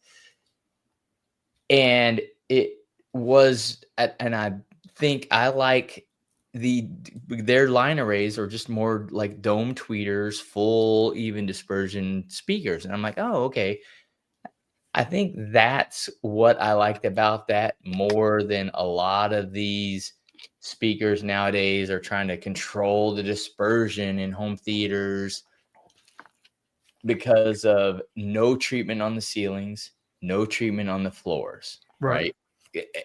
And in that scenario, it does make more sense, right? It's like, hey, let's do like a controlled, vertical, zero vertical sound.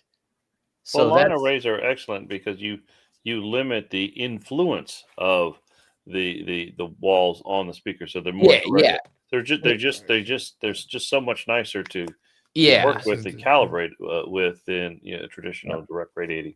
But everything's also subjective to the environment you're exposed to. And that's in addition to everybody's opinion. It's like, and then it's like you can still, like, you got to watch everything. Like if they come back and say, oh yeah, no, these do sound good, right? But even if he likes them and they say, like Michael says, oh yeah, they sounded good in this theater. Well, okay, but you're not going to promote something. Are you going to just put it down to super simple? Like, hey, you got two things that are basically equal. if I tell you about this one, I make $100. If I tell you about this one, I don't make nothing. But they're equal. Mhm. In all aspects, they're equal. Which one are you going to tell someone about? Yeah. And- I mean, it's and- business. That's all it is. If you buy this one, my kids eat. If you buy this one, I don't know. I don't know what happens. Right. You know? And for me personally, I don't waste time and energy defending corporations that I don't own shares in. They don't pay my bills. Like, I will tell you what my experience with them was, what I think about them, what I feel and about them. everybody, that's an experience. But I'm not gonna sit here and be like, oh, I'm not gonna go to war for any brand. Yes. When I don't own shares in your company, I don't work for you. I don't, like, I'm not gaining anything from that, Yeah, so I'm not gaining anything from just sometimes when some of these or whatever, conversations yeah. start up, I just tune out after a few minutes. I'm just like, yeah. they don't even know me. Like, Yeah. I'm not gonna get a package on the door simply because I sat here and said, "Oh, Kind of East Coast, West Coast thing, Yeah, It's not Biggie Tupac, It's What's a drone for that, it's a man? speaker. It's like, Yeah. And I get a Paul's lot of the point times, though.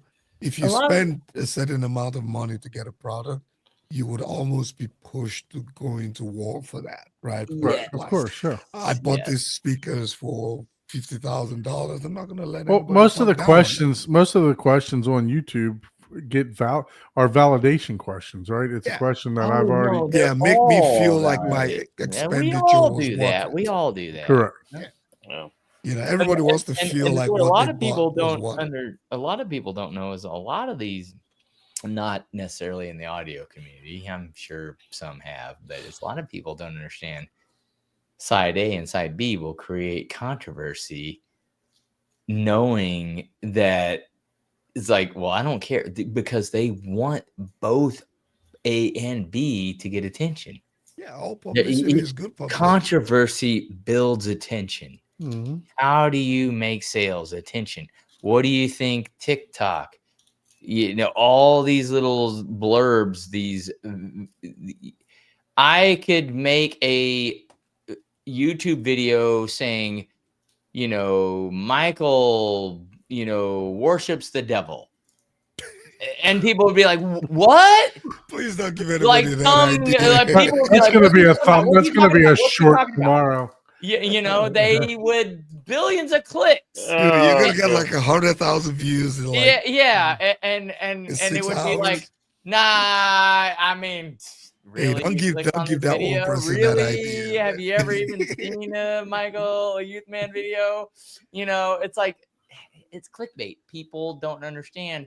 Oh yeah. They don't understand. They're not trying to, bait and switch. There's a fine line between bait and switch and I need to get your attention in a row of a billion different colors. How do I become the And most within 5 seconds.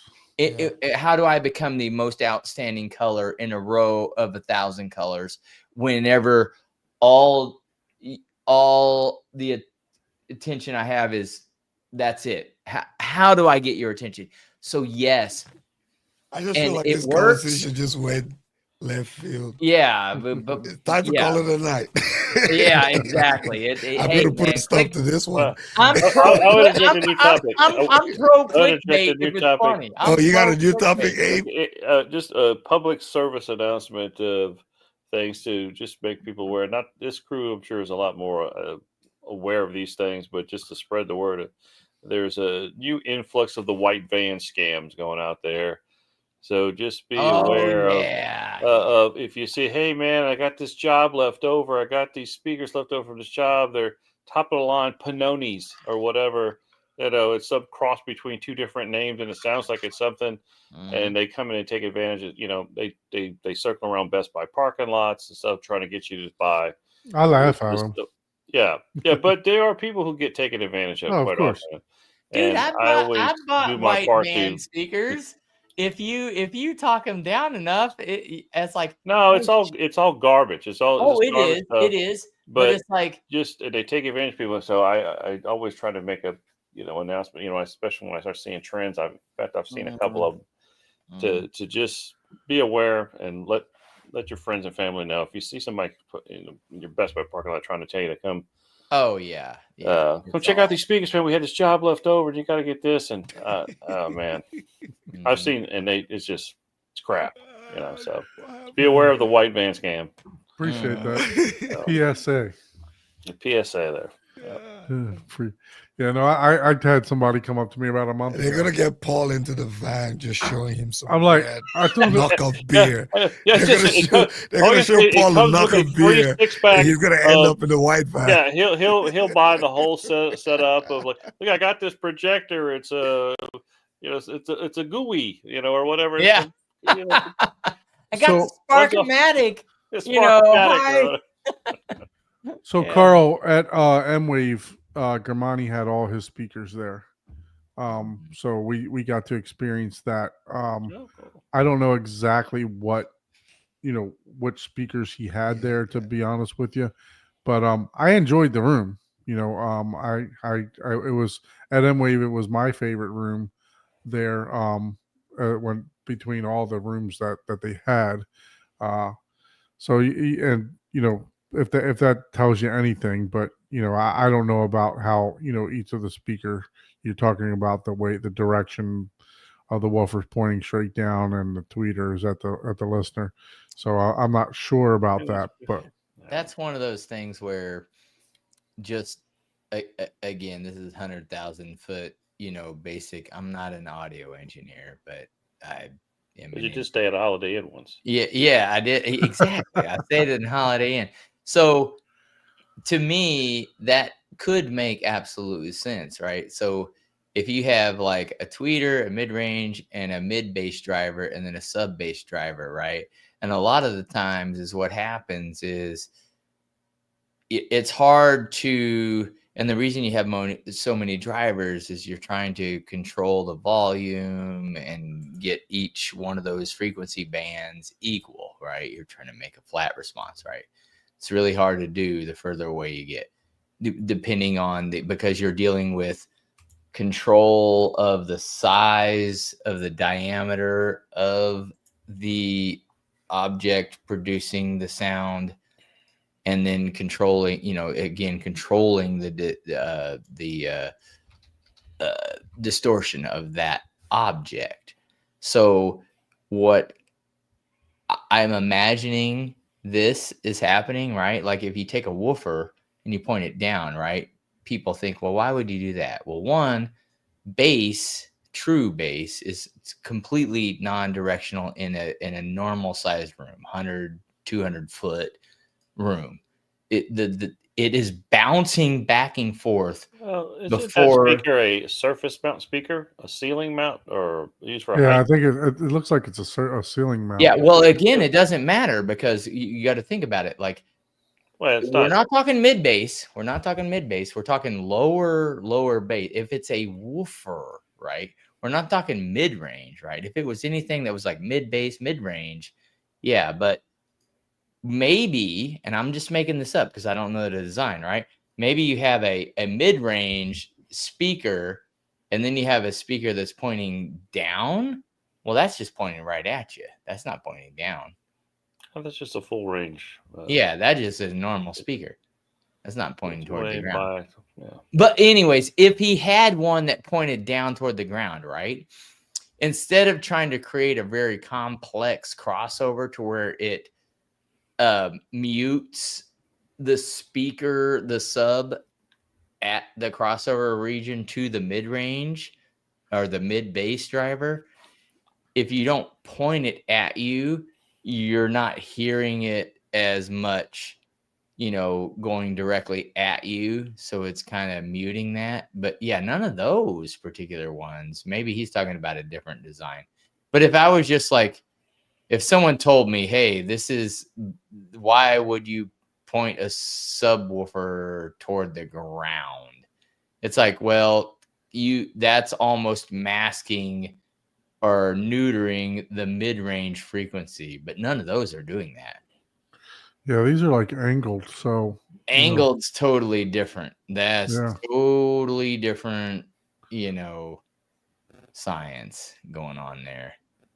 But you're never hearing a subwoofer from the source because it's bouncing in the room.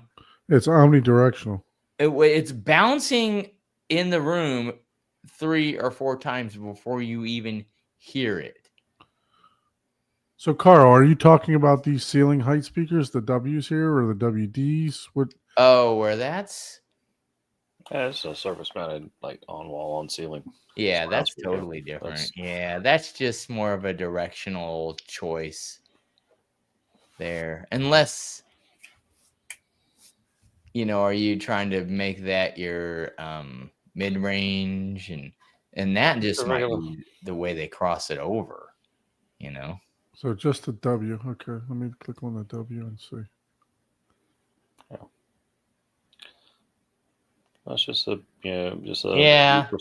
there's nothing. That's just an angle thing to control. Like they're trying to aim the speaker, the tweeter. So this tweeter is aimed at you, and the woofer's just aimed straight down. Is what that's just their. Again, 100,000. I'm not selling these. I don't know anything about it, but this is a basic engineering. They're just basically pointing that at you, and that has a waveguide, so it's controlling it. Right. And so basically, you don't have to have as much sound controller absorption in your room, and it's pointed toward your listening area or your rows of listening area. And then the mid-range, why it's pointed in a different direction. It's a little more the lower you go in frequency, the more omnidirectional it is because the wavelengths are longer in feet, right? Like I'm exaggerating here. Like a low frequency bass is like, whatever, 100, 200 foot for one sine wave, which means, okay. And I don't know the math. I would pull it up. Like if a frequency is 100 foot in, to make one sine wave and your room's only 25 foot wide, that means it has to hit 4 different surfaces for you to hear it once.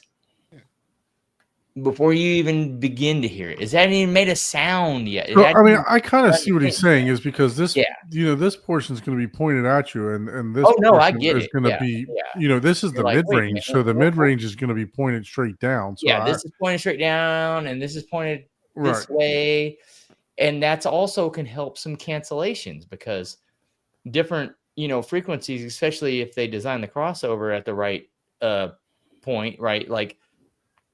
Even surfaces and 2 sounds coming at each other and based on the crossover frequencies, because this speaker and this speaker are supposed to take over perfectly to make it flat, right? But the reality is, if you get down to the most basic science, 2 sounds, if you make a sound and it's at whatever, 1 kilohertz, okay, that's at a certain volume, let's say 60 dB. And then you have another source that's saying, hey, I'm playing 1 kilohertz at 60 dB. It's not at 60 dB anymore. It doubles. You're 60, I forget the doubling, 63, 60, it's been so long since I've done this, like 63 dB, 63 dB. So I may be wrong on that, but 1 kilohertz, they're both making it at 60 dB. If they both start making the same sound at 60 dB, it's now 63 dB. So speaker A and speaker B, tweeter versus mid, they do cross over. They make the same similar sounds. And then you cross them over to make them more efficient. But at the same time, you want them to produce an even flat sound, and if you make like MTMs, right? Like, or they can cancel each other out based on the reflection of the surface area coming off of it. So is what they're doing here is they're taking the tweeter and they're making it, hey, I have no reflective surfaces that match my mid-range, so I'm not allowing any cross correlation or cancellation off of my reflective surfaces, because sound in all frequencies is all around 360 degrees unless you do waveguide. And so everything that's coming out of the front of that cone is bouncing and reflecting off of itself, off of the dimensional surface that you're looking at. So again, I'm uber nerding here, right? And do people know? Do people don't understand and appreciate the engineering of sound and speaker design, because there's so much that goes into it that even just adding that slight tilt, which means, hey, I've got this surface and I'm producing sound 360 degrees, except I have a waveguide, so I'm trying to control it. And then you have another surface, so your cancellations are changing. So they're probably mathematically doing their crossovers, their cabinet size, and the speaker to match perfectly, where the cancellations are in such a way that they don't hinder each other, and it adds more to the speaker. Yeah, I'm going to agree with that statement right there. Yeah. Yeah. And I've known Grimani for close to 30 years. Yeah, I would definitely say, yeah. I'm confident. Oh, I mean, if you, so yeah. And that's what it is. It's not that they're inventing anything new. It's a good statement. But you got to remember now what's the trade-off of that speaker, right? You've got this angled speaker that's going in this particular, your tweeter. You've got a better, maybe flatter response on that speaker, but it's only whatever the dispersion is of their waveguide, which, hey, that looks like a 3-4, cedar waveguide, which, hey, in that design may be amazing. And maybe so I think this is what he's saying is that, like, hey, the mid-range is pointing straight down, the tweeter's pointing, right at you. Yeah. Right. So compared to these angled speakers that I have, both the mid range and the tweeter are pointing at you due to the angle. Right. Yeah. So, I can definitely understand where he's coming from with that. Right. So. Yeah. Yeah.